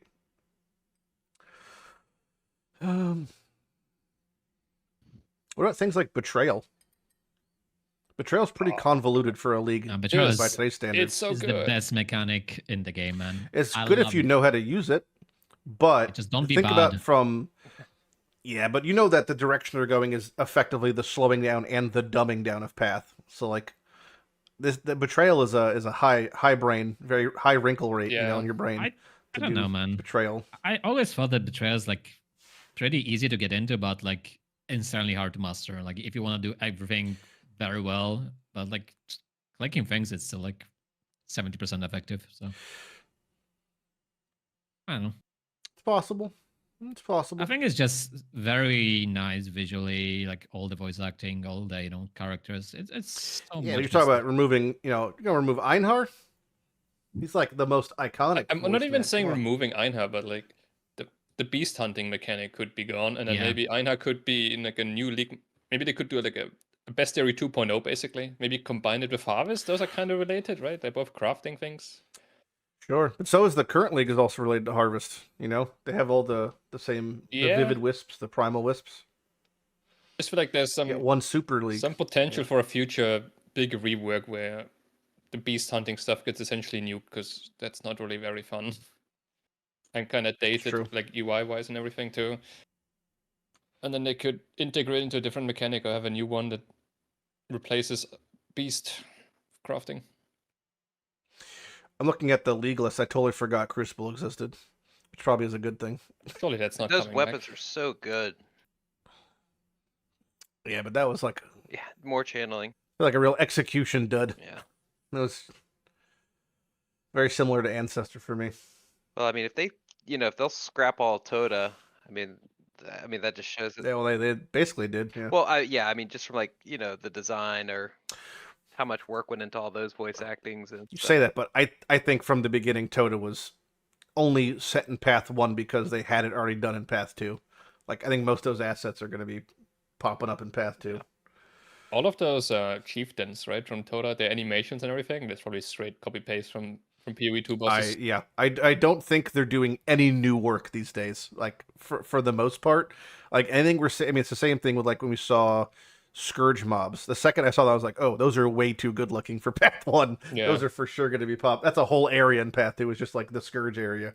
I can't imagine we're going to be seeing like It reminds me a how lot of those how type of old things. Beyond was just those Act 2 bandits in like fully covered in red. Yeah, man. fully covered in, Mhm. in red color.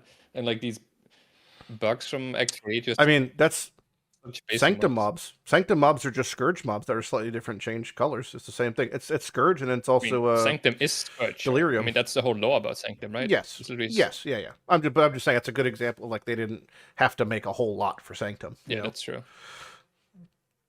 Asset wise, they're not doing a whole lot. Like in Crucible League, I expected us to be fighting the giant titans at the Forge, and we didn't.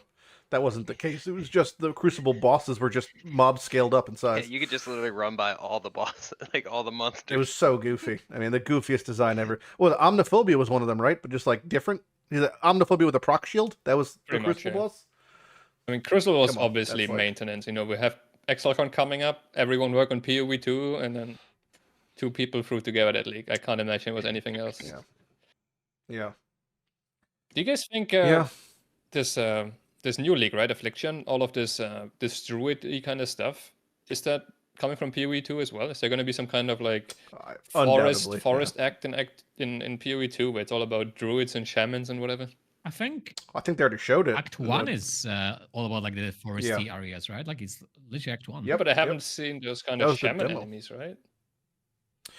Like these no, there druids. was some in the 45-minute content creator fucking demos they did where people walked around and then died and walked around and died. Yeah. We got to see some people there.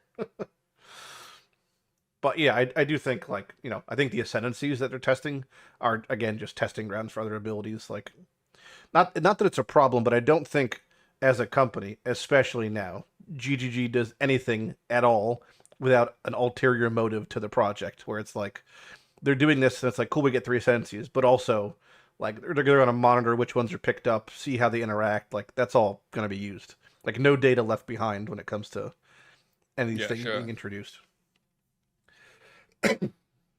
Just cannot wait until PoE2 is released, man. I just as soon as we knew that the 2 games are separate, I'm just waiting for PoE2 to be released and like see what their approach to the PoE1 is, and what their PoE2 as a game is. Like it's such a big waiting game because it can be so like polarizing.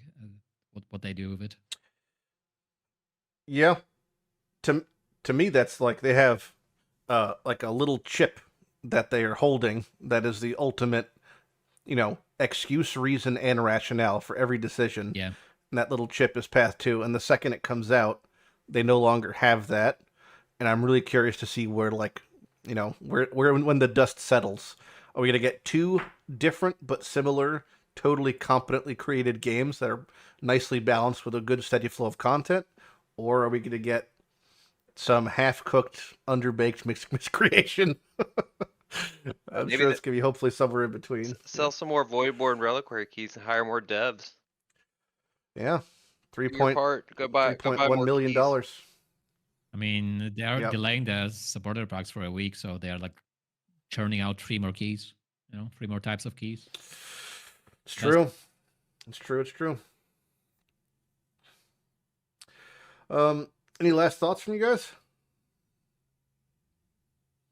Something. Nope. Best of luck on league launch. Leggy, if you push race, good luck, man.